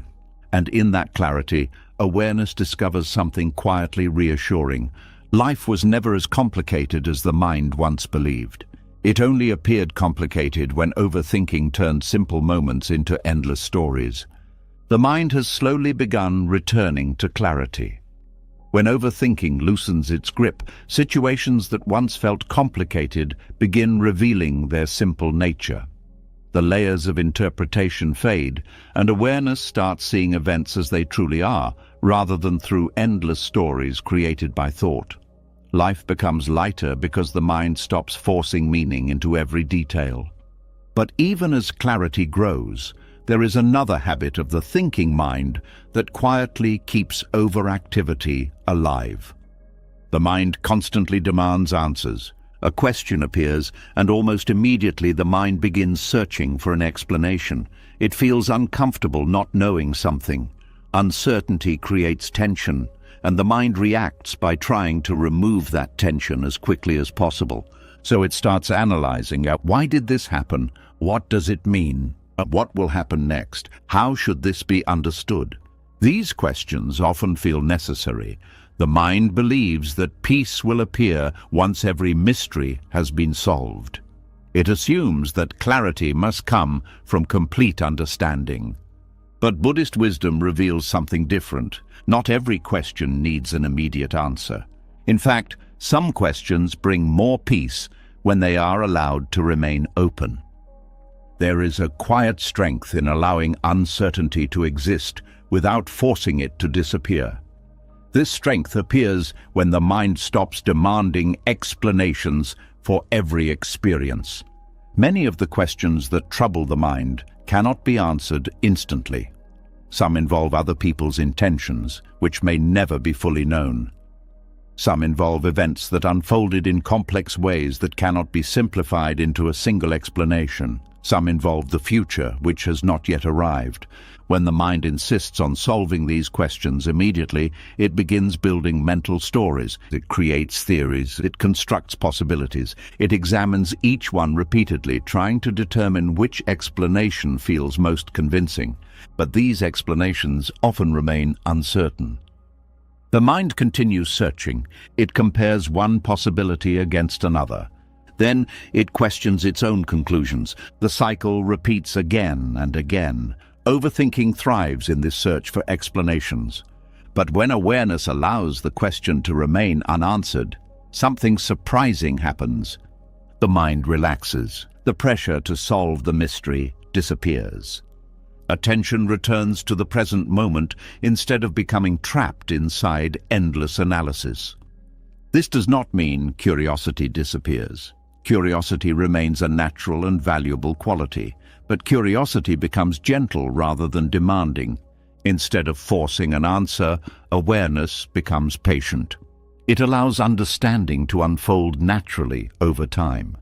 This patience changes the emotional experience of uncertainty. When the mind demands answers, uncertainty feels threatening. It creates a sense of instability. The mind believes something is incomplete and must be resolved immediately. But when awareness accepts uncertainty, that tension fades. Unanswered questions become part of life's natural rhythm. Life itself contains many mysteries. People sometimes behave in ways that are difficult to explain. Situations unfold in ways that cannot always be predicted. Experiences occur that do not fit neatly into clear explanations. The mind may want everything to make sense instantly, but reality does not always provide that comfort. Buddhist teachings encourage a different response. Instead of forcing understanding, awareness learns to sit with the unknown. This practice builds inner strength. It trains the mind to remain calm even when explanations are not available. Instead of panicking in the face of uncertainty, the mind becomes steady. It recognizes that not knowing is not the same as being in danger. This realization weakens the habit of overthinking. The mind no longer needs to chase every possible explanation. It becomes comfortable allowing questions to exist without rushing toward answers. There is a subtle wisdom hidden in this approach. Many insights appear naturally when the mind stops demanding them. When the mind becomes quiet, understanding sometimes surfaces on its own. A situation that once felt confusing may slowly become clearer as time passes. Conversations may reveal details that were previously unknown. Perspectives may shift as new experiences unfold, but this clarity often appears only after the mind stops forcing the process. Patience allows wisdom to grow. Another important benefit appears when questions are allowed to remain open. The mind becomes more present. When awareness is not busy searching for explanations, attention returns to immediate experience. The breath becomes noticeable. Sounds in the environment become clearer. Conversations become easier to listen to. Life unfolds without constant mental interruption. Instead of trying to solve life like a puzzle, the mind participates in it directly. This shift creates a quiet form of peace. The mind no longer feels responsible for controlling every outcome or explaining every event. It simply observes and responds as life unfolds. This ability to rest with unanswered questions also strengthens emotional resilience. Difficult experiences sometimes leave behind mysteries that cannot be resolved easily. A relationship may end without a clear explanation. A decision made by another person may remain confusing. An event may unfold in ways that never fully make sense.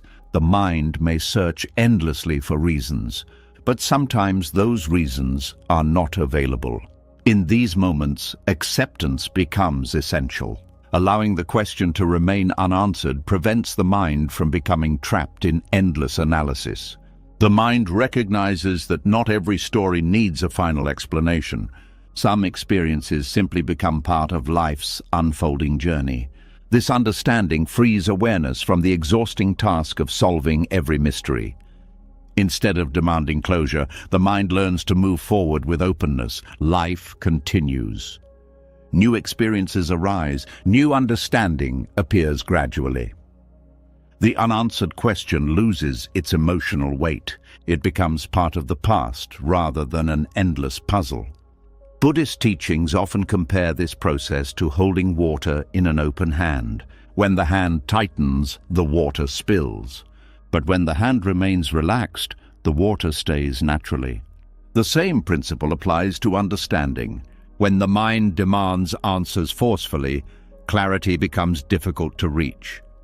But when the mind relaxes and allows uncertainty to exist, wisdom appears gently. This quiet strength transforms the inner experience of life. The mind becomes calm in the presence of mystery. Curiosity remains alive, but it no longer creates anxiety. Questions arise, but they do not control attention. Awareness rests peacefully in the present moment while allowing life to reveal its meaning slowly. And in that peaceful patience, the mind discovers something unexpected. Understanding often appears not when the mind demands answers, but when it finally becomes quiet enough to live without them. The mind has begun learning something deeply calming.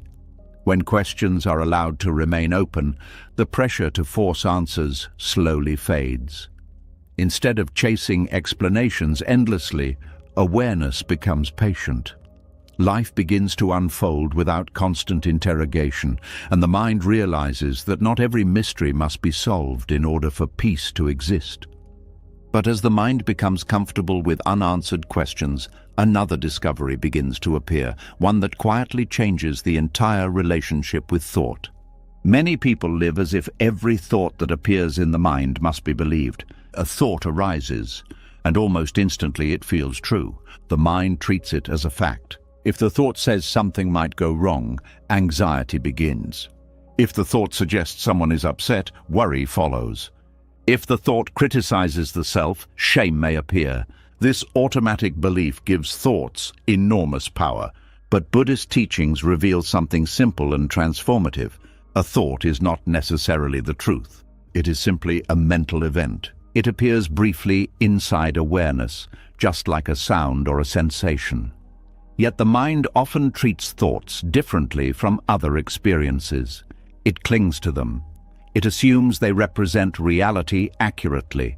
But when awareness begins observing thoughts carefully, something surprising becomes visible. Thoughts behave like passing weather. They appear, change shape, and disappear. One moment the mind produces a hopeful thought. A few seconds later it may produce a fearful one. Then it may produce a memory or an opinion. The content changes constantly. If each thought were an absolute truth, reality would shift every few seconds. But reality remains stable. What changes is the stream of mental commentary. Seeing this clearly begins weakening the authority thoughts once held. Instead of believing them automatically, awareness starts observing them. A thought appears, awareness notices it. The thought might say, something bad could happen. Instead of immediately reacting, awareness simply acknowledges the thought. It recognizes that the mind has produced an idea. Then something important happens. The thought begins to fade. Another thought appears in its place. When this process is observed repeatedly, the mind begins understanding that thoughts are temporary visitors. They do not remain. They do not define reality. They are simply movements within the mind. This realization creates freedom, because when thoughts are no longer believed automatically, overthinking begins losing its authority. Overthinking relies on the assumption that thoughts must be followed. If a thought appears, the mind believes it must investigate it carefully. But when awareness sees thoughts as temporary events, the urge to follow them weakens. The mind becomes capable of letting thoughts pass without building entire stories around them. This shift is subtle but powerful. Instead of becoming trapped inside thought, awareness stands slightly outside it. The thought still appears, but it is observed rather than obeyed. Buddhist meditation trains this ability deliberately. During meditation, the practitioner watches the movement of thoughts without interfering. A thought appears about the past. It is noticed. Then attention returns to the breath. Another thought appears about the future. It is noticed. Then attention returns again. Over time, the mind begins recognizing a simple pattern. Thoughts do not stay unless attention holds onto them. Without attention, they dissolve naturally. This discovery removes much of the fear surrounding thought. People often worry that if they do not follow a thought immediately, they might miss something important. But meditation reveals that most thoughts are repetitive and unnecessary. They repeat the same concerns in slightly different forms. They revisit the same scenarios again and again. Observing them without believing them interrupts this repetition. The mind begins saving enormous amounts of mental energy. Instead of analyzing every idea that appears, awareness chooses where attention goes. This choice restores mental clarity. The mind becomes quieter because fewer thoughts receive extended attention. The space that opens within awareness allows deeper understanding to appear. Without constant mental noise, perception becomes clearer. The senses become more vivid. The present moment becomes easier to experience. Life feels less like a problem to solve and more like an experience to live. Another important change occurs in emotional life. Many emotional reactions begin with thoughts that are believed instantly. A thought says, "This situation will fail." Fear appears. A thought says, "They must be disappointed." Sadness appears. But when thoughts are observed rather than believed, the emotional reaction changes. The thought may still arise, but awareness sees it as one possibility among many. It does not immediately create a strong emotional response. This creates emotional balance. Instead of reacting to every mental suggestion, the mind remains steady. Emotions still arise naturally when real events occur, but they are no longer amplified by endless thinking. The mind stops feeding anxiety with constant predictions. It stops feeding regret with endless replaying of the past. Instead, thoughts pass through awareness quietly. This practice also changes the relationship with self-criticism. The mind sometimes produces harsh judgments about the self. It may say that mistakes define identity or that certain qualities are permanent flaws. When these thoughts are believed automatically, they create heavy emotional pain. But when awareness observes them as temporary mental events, their power weakens. A critical thought appears. Awareness notices it. Instead of accepting it as truth, the mind recognizes it as a passing judgment produced by habit. The thought fades. Self-compassion becomes possible. The mind stops attacking itself because it no longer believes every critical voice that appears. This shift transforms inner dialogue. The mind becomes kinder and more balanced. Observing thoughts also reveals how often the mind contradicts itself. One moment it may predict success, another moment it may predict failure. One thought may express confidence, another may express doubt. When both thoughts are observed without belief, the mind sees how unreliable its commentary can be. This realization encourages humility toward thought. Instead of trusting every mental prediction, awareness becomes curious. It watches thoughts come and go without assuming they represent reality accurately. This curiosity strengthens mindfulness. The mind becomes interested in observing how thinking works. Thoughts become objects of attention rather than commands that must be obeyed. Over time, this practice builds a deep sense of inner freedom. The mind realizes that thoughts are not rulers of awareness. They are simply movements within it. Awareness remains steady even while thoughts move. Like waves moving across the surface of the ocean, thoughts appear and disappear while the depth of awareness remains calm. From this depth, overthinking loses its power. The mind no longer needs to analyze every idea that arises. It simply notices thoughts and allows them to pass. And in that quiet observation, the mind discovers a freedom that had been hidden beneath years of believing every thought it produced. The mind has slowly begun to experience a different kind of freedom. When thoughts are observed instead of believed, their power begins to weaken. They still appear, but they no longer control attention the way they once did. The mind discovers that thoughts rise and fall like passing waves, and awareness can remain steady even while those waves move. This discovery changes the relationship with thinking. Overthinking once felt unavoidable because every thought demanded belief and investigation. But when thoughts are seen as temporary events, the mind gains space. It learns that silence can exist between thoughts, and in that silence there is calm. Yet something curious often happens when silence first begins to appear. The mind becomes uncomfortable. Instead of relaxing into the quiet, it quickly produces more noise.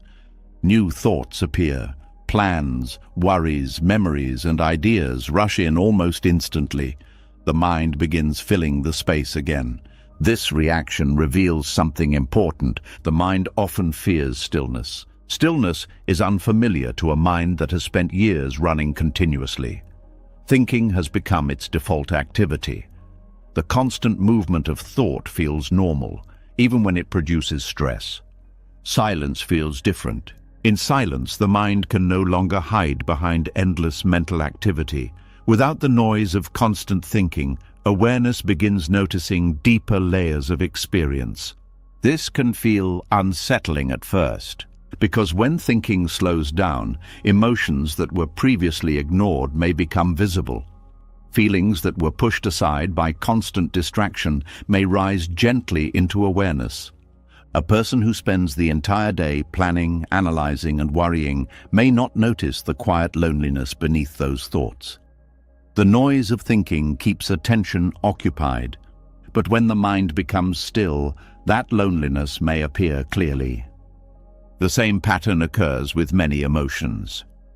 Unprocessed sadness, unresolved disappointment, or quiet insecurity may remain hidden beneath constant thinking. The mind keeps itself busy because busyness prevents these deeper truths from being seen. Overthinking becomes a distraction. The mind produces noise so that awareness never stays still long enough to notice what lies underneath. Buddhist teachings describe this pattern as the ego protecting itself. The ego builds a sense of identity through thoughts. It constructs stories about who a person is, what they have achieved, what others think about them, and what the future should look like. These stories create a sense of stability. The ego feels safe when it can maintain its narrative. But stillness interrupts those stories. In silence, the narrative pauses. Without the constant stream of thoughts reinforcing identity, the ego feels uncertain. Questions may arise. Who am I without these stories? What remains when the mind stops explaining itself? These questions can feel unsettling for the ego because they challenge the structures it has built. So the mind quickly creates more noise. It starts planning tomorrow's tasks. It replays yesterday's conversations. It imagines possible futures, anything that keeps the mind busy enough to avoid resting in silence. This is why overthinking often intensifies when a person tries to sit quietly for the first time. Meditation beginners frequently notice that their minds become extremely active during stillness. Thoughts seem louder than ever. This does not happen because meditation creates more thinking. It happens because the usual distractions have been removed. When the mind finally becomes quiet enough to observe itself, the underlying noise becomes visible.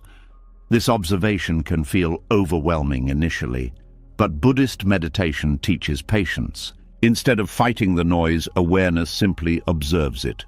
Thoughts appear, they are noticed, then they fade. Gradually, the mind begins calming. The waves of thinking become smaller. The silence between them becomes longer. In that silence, something remarkable begins to appear. A deeper awareness emerges. This awareness is different from thinking. It does not analyze, it does not predict, it simply observes.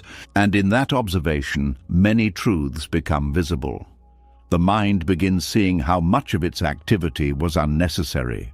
Many thoughts were not solving real problems. They were simply habits. Mental movements repeating themselves because they had been practiced for years. Stillness reveals this clearly. When the mind rests quietly, it becomes obvious how peaceful the present moment can be without constant commentary. The breath continues naturally, the body rests, sounds come and go, life unfolds quietly. Nothing needs to be analyzed in order for existence to continue. This realization can feel liberating. The mind no longer needs to fill every moment with thinking. Silence becomes a place of rest rather than something to fear. In that silence, awareness begins discovering deeper insights. Questions that once seemed urgent begin losing importance. Concerns that once felt overwhelming begin appearing smaller. The mind realizes that many problems were amplified by constant thinking. Without the noise, reality becomes clearer. Stillness also strengthens emotional understanding. When the mind stops distracting itself, emotions become easier to observe directly. Instead of analyzing feelings endlessly, awareness simply notices them. A feeling of sadness may appear. It is felt in the body. It moves through awareness. Then it fades. No complicated explanation is necessary. This direct experience creates healing. Emotions are allowed to complete their natural cycle without being interrupted by analysis. The mind learns that stillness is not dangerous. It is restorative. In silence, awareness reconnects with the present moment. The senses become vivid. The mind becomes calm. Life becomes simpler. But this simplicity requires courage, because silence reveals truths that noise can hide. It reveals attachments that may need to loosen. It reveals fears that may need compassion. It reveals identities that may not be as solid as the mind once believed. The ego resists these revelations because they challenge its control, but awareness grows stronger through stillness. Instead of fearing what silence might reveal, the mind learns to welcome it.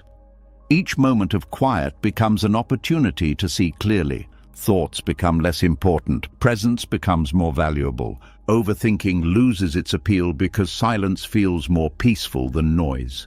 Gradually, the mind begins choosing stillness intentionally, not because thinking disappears completely, but because awareness now understands the difference between useful thought and restless noise.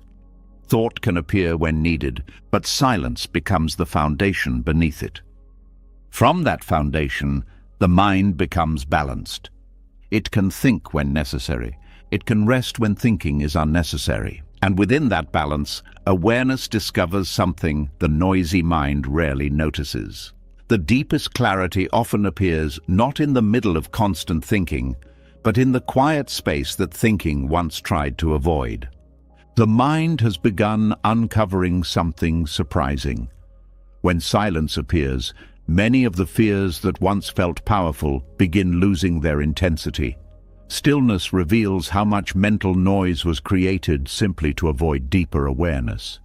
Overthinking once felt necessary, but now it begins to look like a habit the mind used to distract itself from what lay underneath. Yet, as awareness continues looking inward, another hidden force behind overthinking slowly becomes visible.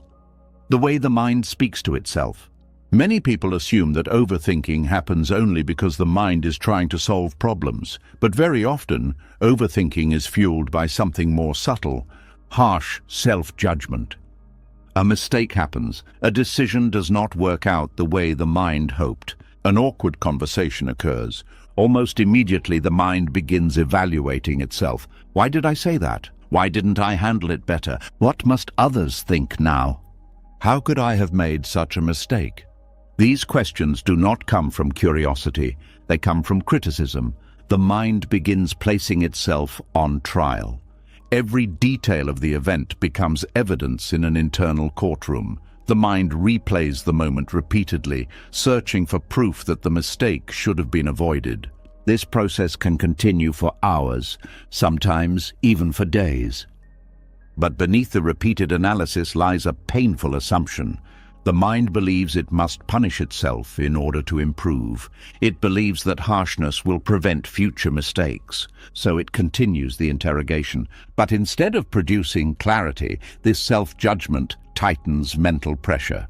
Each critical thought adds more tension. The mind becomes afraid of making another mistake. That fear creates even more thinking. Overthinking grows stronger because the mind is trying to protect itself from its own judgment. This is where Buddhist compassion offers a profound shift. Compassion toward oneself does not mean ignoring mistakes or pretending that difficulties never occurred. It means responding to those moments with understanding instead of punishment. When compassion appears, the internal conversation changes. Instead of attacking itself, the mind acknowledges something simple. Mistakes are part of being human. Every person experiences moments of confusion, hesitation, and imperfection. No one moves through life without missteps. This realization softens the mind. The harsh interrogation begins to relax.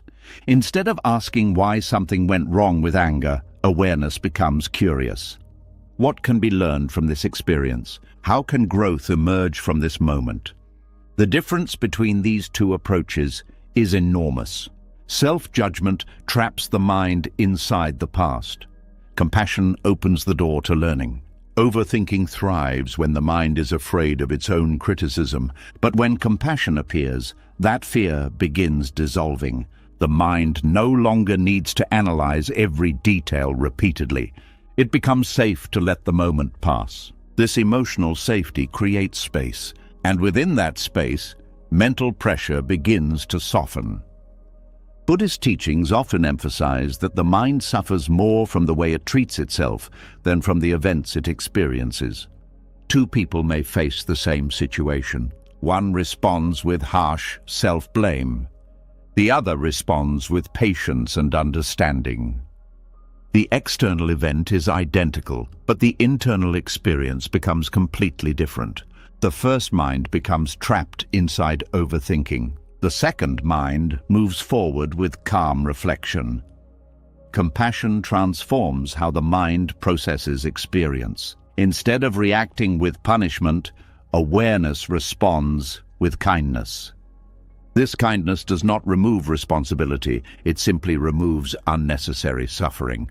When compassion is present, the mind still learns from mistakes, but it learns gently. It examines the situation clearly without attacking itself. This gentle learning creates wisdom instead of anxiety. Another important effect of self-compassion appears in emotional resilience. People who judge themselves harshly often become afraid of uncertainty. They worry constantly about making another mistake. This fear feeds endless mental analysis.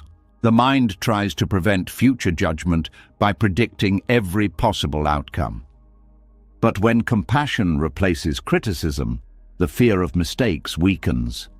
The mind understands that even if something goes wrong, it will respond with understanding rather than punishment. This reduces the need for constant mental preparation. Overthinking loses its fuel. The mind becomes willing to move forward without needing perfect certainty. Self-compassion also changes the relationship with past experiences. Many people carry old memories that continue triggering overthinking years later. Moments of embarrassment, regret, or failure remain active because the mind keeps judging itself for them. But compassion allows those memories to be viewed differently. Instead of seeing the past as proof of personal flaws, awareness begins seeing it as part of a larger human journey. Every person grows through experience. Every person learns through mistakes. The past becomes a teacher rather than a source of punishment. When compassion touches these memories, their emotional weight begins fading. The mind stops revisiting them endlessly. The story changes. Instead of asking why the mistake happened, awareness recognizes how far growth has come since then. The mind becomes more forgiving. This forgiveness creates emotional freedom. The past no longer controls the present through constant analysis. Compassion also influences how the mind approaches the future. Without compassion, the future can feel like a place where mistakes must be avoided at all costs. The mind becomes tense. Every decision feels heavy with consequences. But compassion removes that pressure. The mind recognizes that the future does not require perfection. It only requires presence and learning. This realization allows the mind to relax. Decisions become easier, actions become more natural. Overthinking fades because the mind is no longer trying to achieve flawless outcomes. Instead, it moves forward with curiosity and patience. Buddhist meditation practices often include specific exercises for cultivating compassion. Practitioners repeat phrases of kindness toward themselves. They acknowledge their own struggles with warmth rather than criticism. They recognize that suffering and imperfection are universal aspects of the human experience. This practice gradually reshapes the inner voice. The harsh critic softens. A supportive presence begins replacing it. And when the mind feels supported rather than attacked, its need for constant analysis disappears. Thought becomes calmer. Attention returns to the present moment. Life begins unfolding with less tension.